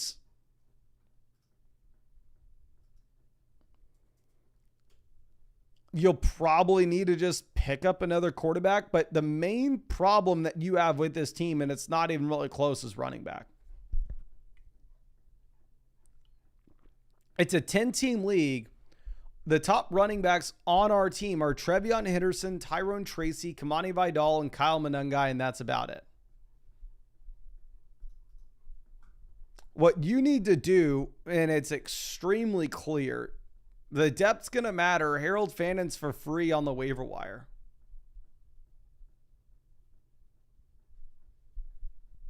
Is if you're able to go through and if you're able to try to sell Kittle and bring in a running back, it would make a ton of sense. You're 4-5 too, so we can't just rely on we're going to wait till Trevion Henderson really breaks out later in the season. You can't wait. If we were to go over and if we were to look at some of the teams that need help at tight ends, we'll see if they have production for us at running back. This team's rolling with Theo Johnson. They just lost Tucker Kraft. I would approach that team that just lost Tucker Kraft and go, hey man, can I give you the combination of Gadsden and Kyle Monangai for Chase Brown? Can I give you Kittle straight up for Chase Brown? This team that has Zach Ertz and Juwan Johnson, I would offer them Kittle for Henry. I would offer them Gadsden for Etienne. See what they say. Offer to combine the combination of any running back they want with Kittle for Henry after they reject our initial offer. This team is Pitts, Hunter Henry, and TJ Hawkinson. I would consider maybe even sending them Gadsden and picking up like Jordan Mason and Ricky Pearsall if you can.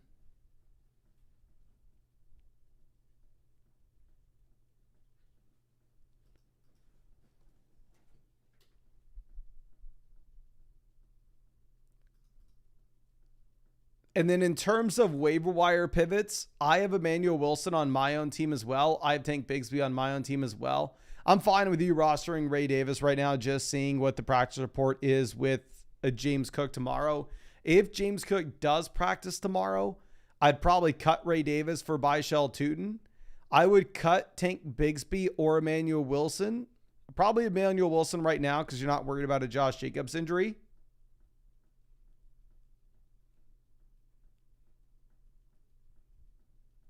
I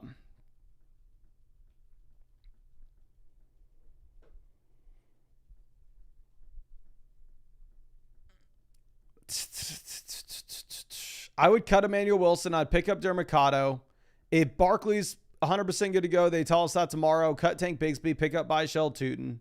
If James Cook's good to go tomorrow, cut Ray Davis, pick up Isaiah Davis. And then I would also try to sell one of those tight ends for a running back.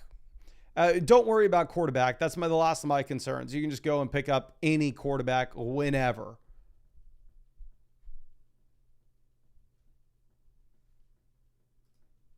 When we need to.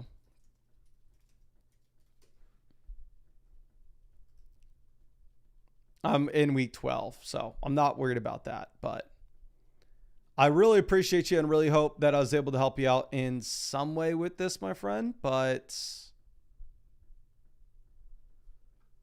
all in all, I think you just got to worry about running back and not quarterback. Now, Roro 120 says objectives: improve the team to be a playoff contender. We're looking at waiver wire options for running backs, wide receivers, tight ends, strengthen quarterback and wide receiver via trade if they're realistic options. Maybe trade with losing teammates. Review the team and give good feedback. If unable to trade, who to drop. Trade multiple wide receivers for a reliable quarterback or a wide receiver before Sunday. Okay, so this is a 2 wide receiver, 1 flex format. So in general, wide receiver depth's not going to matter much. And if you could send multiple wide receivers, get an upgrade somewhere, it would be nice.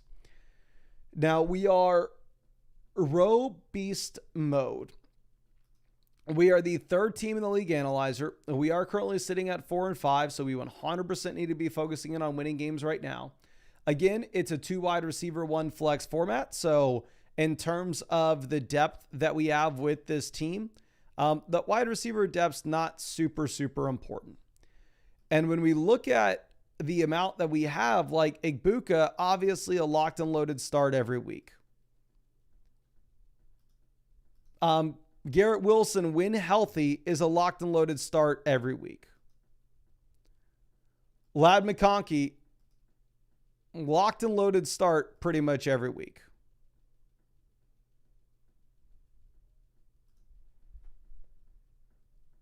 And then we have Quentin Johnston, Jacoby Myers as quality depth pieces. So I really do like the idea of us going ahead and us trying to trade for either a top level quarterback or a top level tight end. The only holdup with it is going to be when we're sitting here with Garrett Wilson currently injured, it's going to limit the maneuverability that we have with selling one of those wide receivers. Now, don't get me wrong. Once Garrett Wilson comes back, I 100% think that you should go through and you should try to send not even Garrett Wilson, try to send Ladd McConkey and a 2-for-1 deal with Caleb Williams and see if we can get to Lamar, see if we can get to Mahomes, see if we can get to Josh Allen. And if we can, it'd be a no-brainer. You could also try to go out there and make a play and get one of the elite tight ends, whether that's a player like Josh Allen, whether that's a player like Lamar Jackson. Would absolutely love to do that. And then looking at what we have when it comes to the waiver wire pivots, I think that the clear ad that we have right now is going to be Colston Loveland. I would cut Juwan Johnson for Loveland right this second without thinking twice about it. And then beyond that,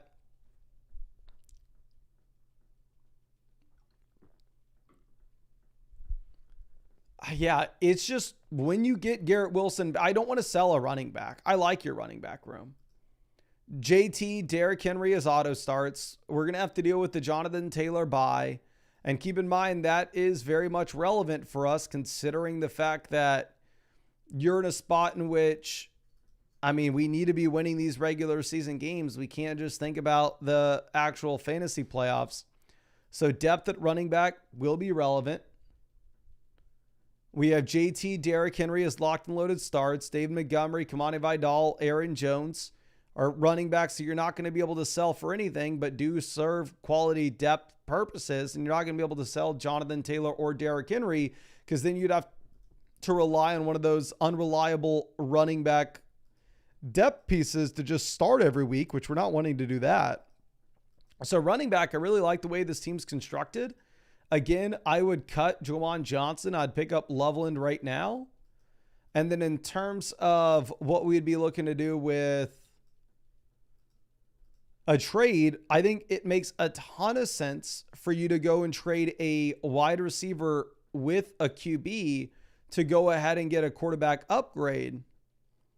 But what you're going to need with that is you're just going to need Garrett Wilson to be back. But I really appreciate you and really hope that I was able to help you out in some way with this, my friend. And again, yeah, I think if Garrett Wilson doesn't come back, then you don't have the ability to sell the wide receiver. But he's at practice, so maybe he's back this week. We'll see. Now, I Hate Injuries says, I feel really good about my wide receivers, not so much with my running backs. With the potential concussion to Stroud, Stroud's already been ruled out this week. I put in a waiver wire claim for Bryce Young. What do you think? There's no way in hell Bryce Young is the best quarterback on your waiver wire. Yeah, he's not. So we are wolf in lamb's clothing. We are right now 5-4. So decent record, but we are the worst team according to the league analyzer. And at the same time, actually, never mind. You're right. Maybe freaking Bryce Young is the best quarterback on your waiver wire for this week. And we're at the very bottom of the league when it comes to value.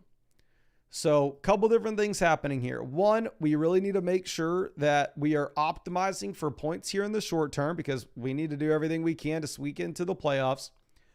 And two, with that as well, if you are going to be looking at this team, it's an uphill battle. According to the league analyzer, you have the worst team in the league. Now, currently quarterback, we have Dak Prescott that we're going to start most weeks. We have CJ Stroud here as well dealing with concussion. So here's the thing. You're never starting CJ Stroud when Dak's healthy. You are only really rostering CJ Stroud for the Dak bye week. So instead of rostering 3 quarterbacks here, what I would look to do is I would honestly go ahead and I would cut CJ Stroud. I just don't see any purpose in having him on your team. I don't know what this really accomplishes.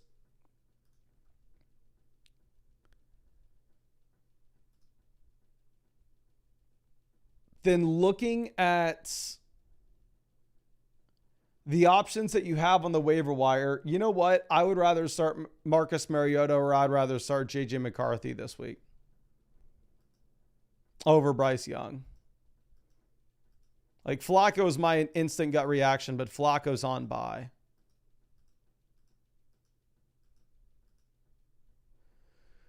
So if you could, I would cut Stroud. I would cut Bryce Young. I would pick up your call between Marcus Mariota or McCarthy to put in your lineup. Then you're going to have an extra roster spot, right? Because you cut both of those quarterbacks. Sorry, I need to sneeze. Oh my gosh, that felt so good. I love sneezing.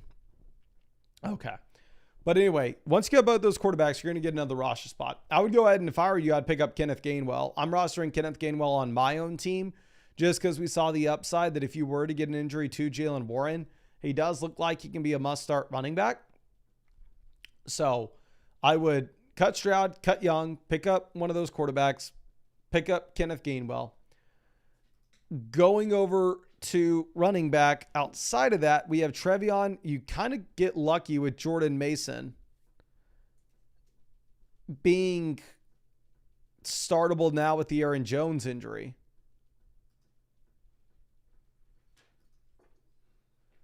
But since that is the case, like you don't need to stress about running back here in the short term. 2 wide receiver, 1 flex league. We have Igbuka, Devontae Adams, Romeo Doubs. We can start. We're chilling there.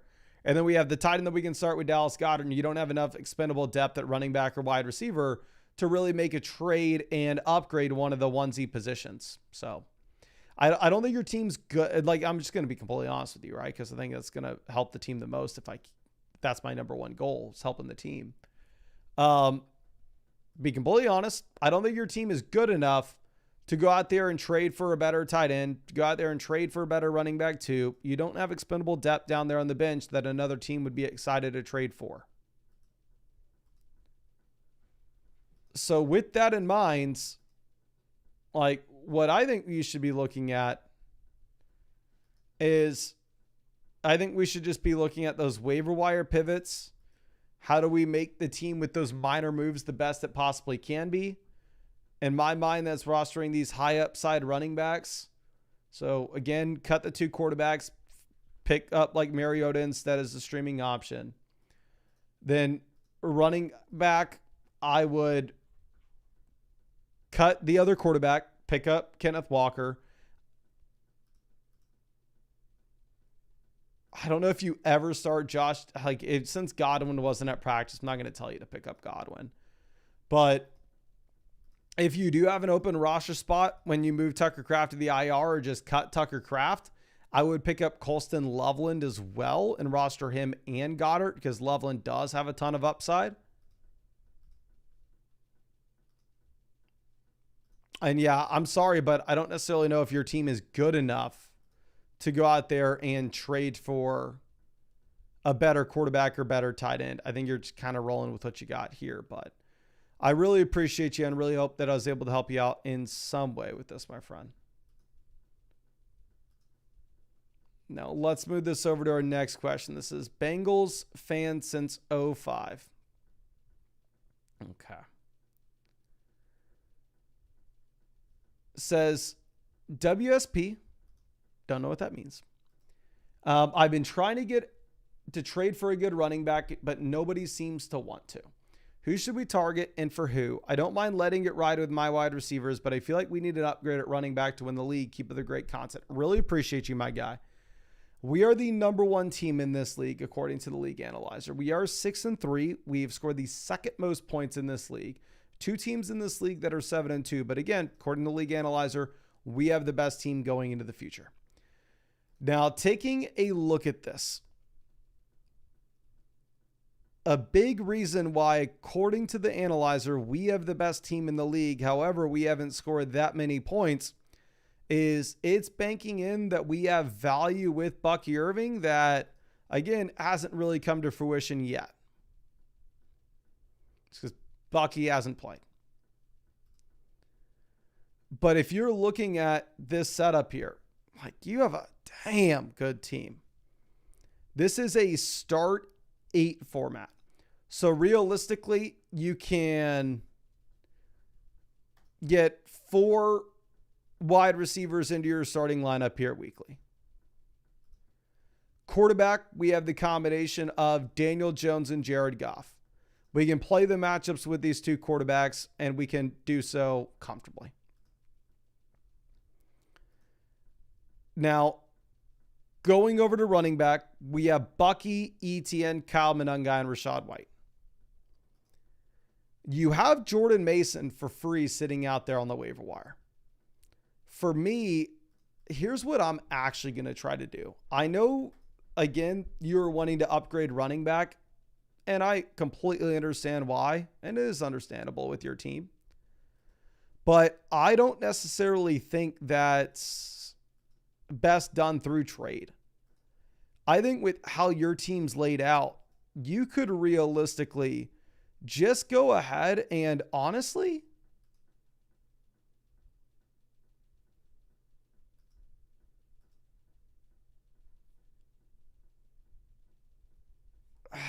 I don't know.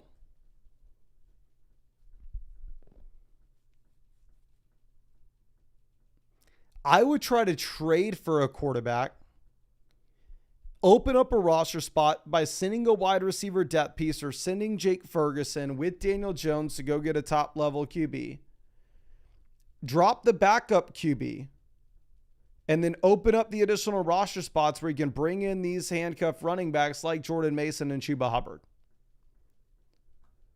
Let's see the teams that have the top quarterbacks and see what they need. This team is Lamar Jackson and Dak Prescott. They don't really need anything. Like, this is a good team. They're 7-2 right now. If you could send them the combination of Michael Pittman and Daniel Jones for Lamar Jackson, it'd be a no-brainer, but much easier said than done. This team is Josh Allen.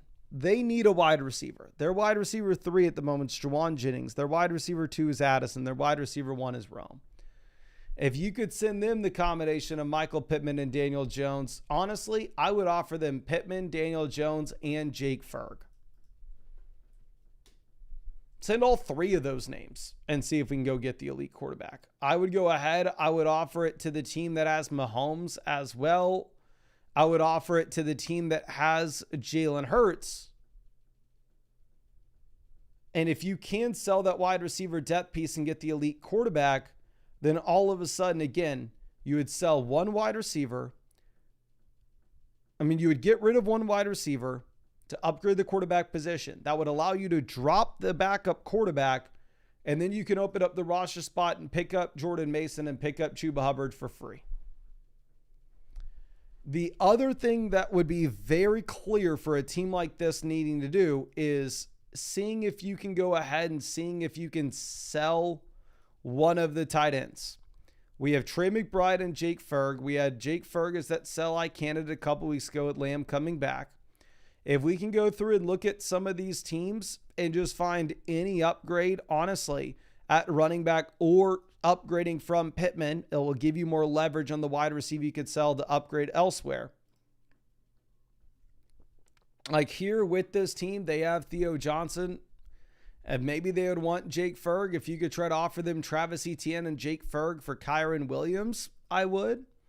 This team is Hunter Henry, and that's it. If you could maybe try to offer them the combo of Jake Ferg and Michael Pittman for Egbuka, Jake Ferg and Etienne for Ashton Genty. This team is Kelsey. If you could offer them Jake Ferg and Etienne for Javonte, I would look to do that. You can open up a roster spot in a 2-for-1 deal that way. Then you could turn around and you could also go through and pick up those running backs for free that we discussed. But I really appreciate you and really hope that I was able to help you out in some way here. I think that there are some more interesting things that you could do again, rather than just selling a wide receiver straight up for a running back. I don't know if that would be our number one thing here, but again, I really appreciate you and hope that I was able to help you out in some way. Now let's move this to our next question. This one's from JN. Okay.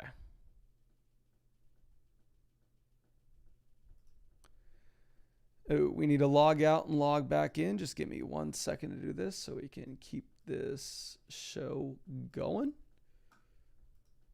And God, I gotta pee, but I'm just letting y'all know that I'm turning into a camel for y'all. We are holding it in tight.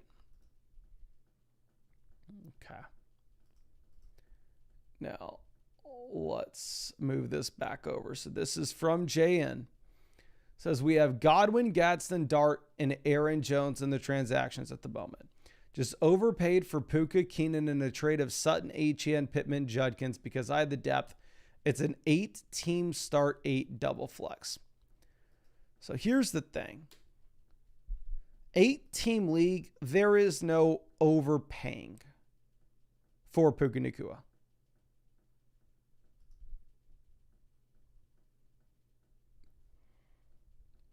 If you get Puka in an 8-team league, you go for it. We are currently 7-2 right now. We are third highest in this league in terms of points scored. We are second highest in this league in terms of value.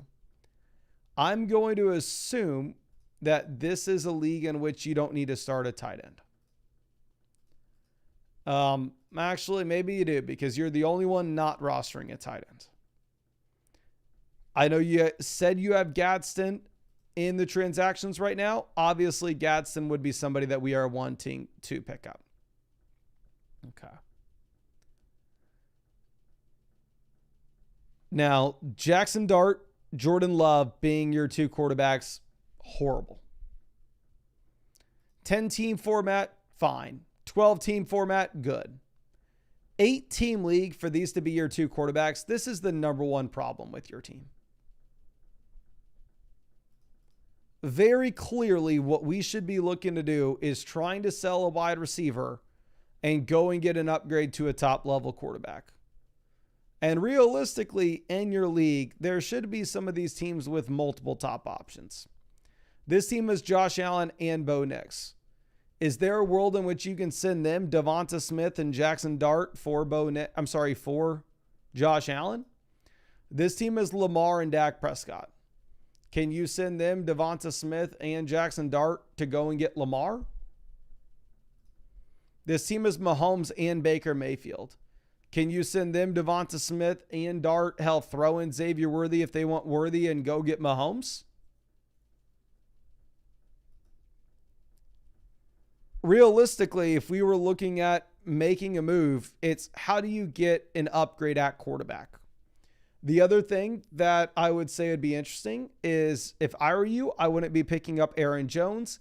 Instead, I'd be looking to pick up Zach Charbonnet. If you were to get an injury to Kenneth Walker, I think Charbonnet's a league winner. Right now, Aaron Jones injured. No reason for you to pick him up in a league like this over Charbonnet.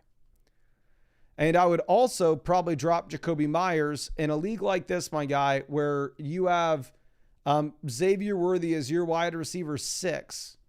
T. Higgins is your wide receiver 4.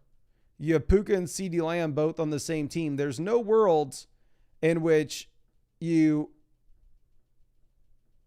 ever start Jacoby Myers. So I would cut Myers. I would pick up a running back like Woody Marks or Trey Benson. And then I would try to sell a wide receiver depth piece with Dart and go and get an elite level quarterback if possible. But I really appreciate you and really hope I was able to help you out in some way with this, my guy. And again, thank you so much for being a member of the flock. And then obviously, I'd say pick up Gadsden if you didn't already tell us you were picking up Gadsden. But let me move this over to Jack Imbarak, who says, okay, do I trade Bucky and White for Egbuka, then flip him for Ginty and Brian Thomas Jr. just to avoid the risk of Bucky? Bucky and White for Egbuka, then flip him for Ginty and Brian Thomas Jr. just to avoid the risk of Bucky. Brian Thomas Jr. is almost at nothing. So it's, would I rather a Bucky Irving and Rashad White or Ashton Ginty and Brian Thomas? I would probably rather have Bucky Irving and Rashad White.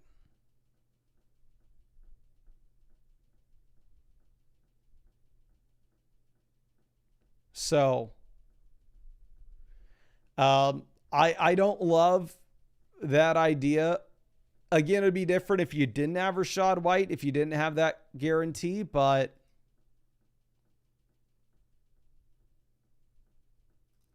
you are okay as of right now.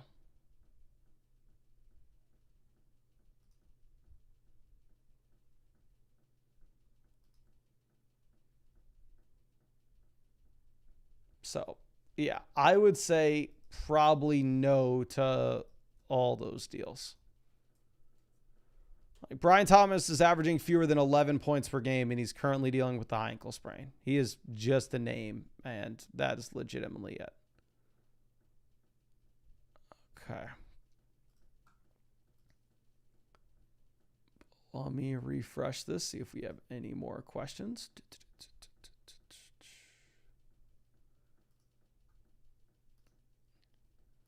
That's it for the quick questions. Let's go ahead and get this going for Zed Mango says, thoughts on Herbert rest of season? Should I try to move him for a playoff run and upgrade at quarterback / wide receiver? I mean, if you can get a ton for him, I would. I just view him as the tier quarterback that's like, oh, okay, probably want to roster 2 of them and play the matchups between them. Like the Joe Alt injury definitely hurts the offense. Don't get me wrong. Anyway, top 3 quarterback owners are not selling any other targets or strategies to improve the team. All right. So we are 4th in Clueless. We are the number 1 team in the league analyzer right now. Why would you sell Herbert? Like, again, I'm not like going to sit here and make an argument that Herbert's some elite level quarterback, but what team would want to buy Herbert? A team like yours where you just have Stafford. It's like, oh, okay, well, we wouldn't love starting Stafford in bad matchups. We wouldn't love starting Herbert in bad matchups. You can roster both of them and avoid ever having to start either one in a bad matchup.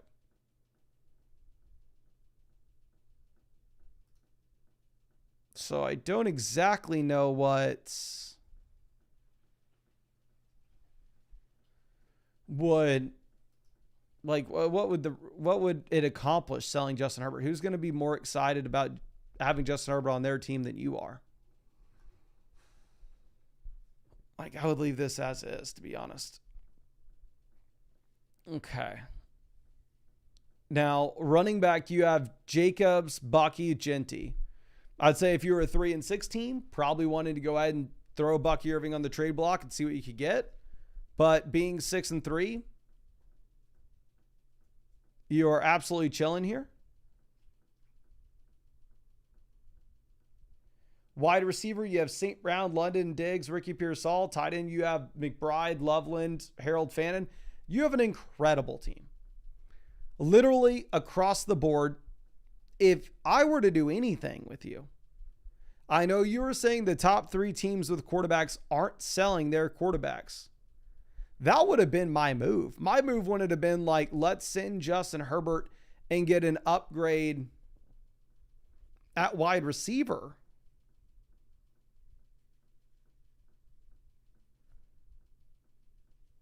Like, what I actually like more so is exactly what you're laying out here.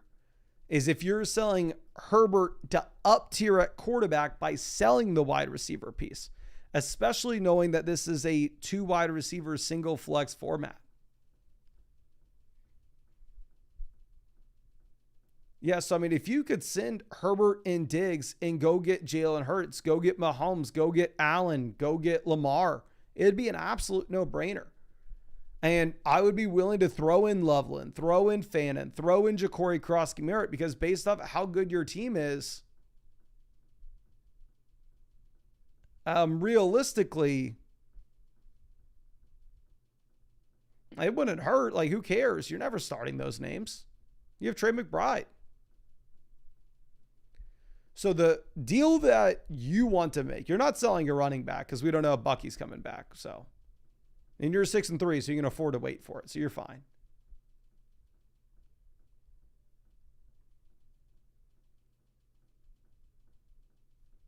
So I would just simply try to sell the wide receiver piece like Stephon Diggs with Justin Herbert and see if we can go and get ourselves an upgraded quarterback.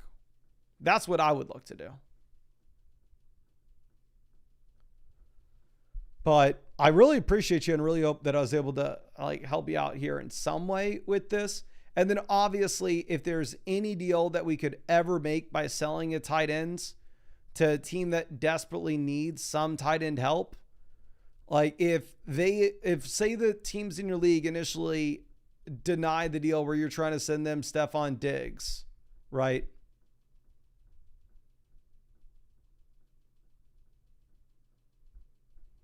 If you're trying to send them Stephon Diggs and Herbert and they reject those deals, you could also just go through and try to just up tier from Diggs. Try to send this team that has Dalton Schultz at tight end, Colston Loveland and Stephon Diggs for Devonta Smith. That way you can hopefully get that upgrade at quarterback. But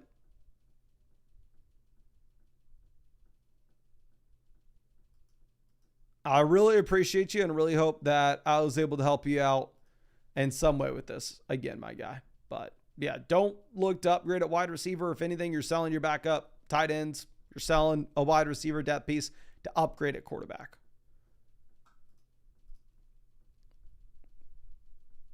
Now, fantasy is painful says, I mean, what do we do now, Mason? Made that Warren trade, but now Jaden Daniels is out for the season. Warren and Pittman face the Falcons this week. Not to mention we got the fat 0 from Rome, so now we're 4-5. Am I stuck just playing the matchups every week, or is there a trade for us to make the push? Well, I appreciate you, my friend, and I am sorry. It's absolutely brutal to see that injury. And where does it move us in the league analyzer? We are Saquon these balls. We are now the 9th team in the league analyzer because we just lost all that quarterback value with Jaden Daniels. And we've lost Mike Evans on this team as well. Now, saving grace is it's a 2 wide receiver, 1 flex format. So if it is a 2 wide receiver, 1 flex league, realistically, losing Mike Evans isn't the end of the world because it's not like we have a ton of starting lineup spots we got to fill out. Quarterback, we have Caleb, and that's it. I mean, I would like, if possible, to pick up another quarterback from the waiver wire. There would only be 1 quarterback I think you could ever consider starting that's out there on the waiver wire right now, which is Marcus Mariota. So what I would probably do is I would probably use that open roster spot you have to pick up Mariota.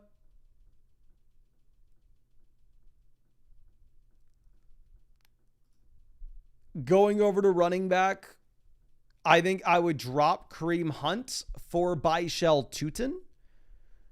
With Kareem Hunt, I mean, I don't know if you ever start him on your team on bye. Nothing's really going to change here. You don't have the receiving upside. You don't have the big play upside. I guess because they don't trade for running back, you can hold on to Hunt if you want. But if we get the report that Barkley is good to go, you can then cut Tank Bigsby tomorrow and pick up Baishal Tutin. Going over to wide receiver, Matthew Golden's out there on the waiver wire. Fine leaving him there with the injury. And we have Tyler Warren at tight end, who obviously still needs to go through his bye. But if we are looking at a trade to be made, like, I don't think you have the juice. I'm sorry, it sucks. Your wide receiver one's Pittman. You don't, like, I would love to go out there and all of a sudden tell you, like, yeah, let's go and trade for a top level quarterback. Let's trade for Lamar.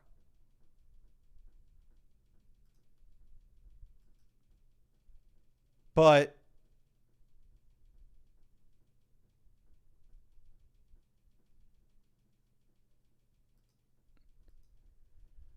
like,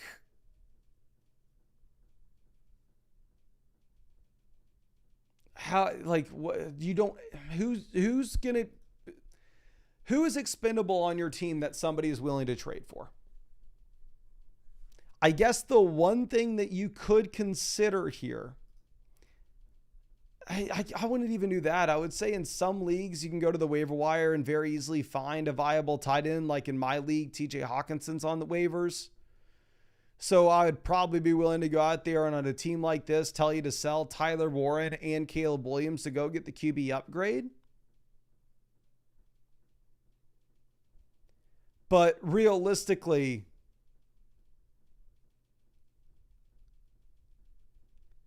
I don't think you can, because we go to the waiver wire and the best waiver wire tight end is Mason Taylor.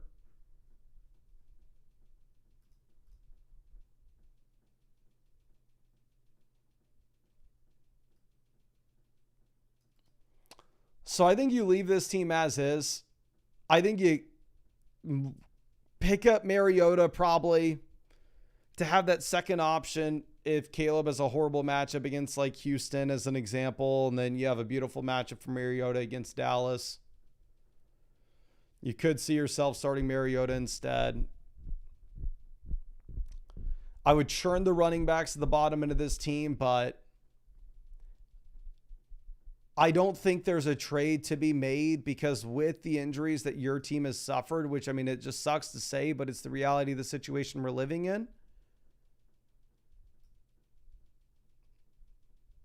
With the injuries you've suffered, I think you're in a spot in which you're probably just expecting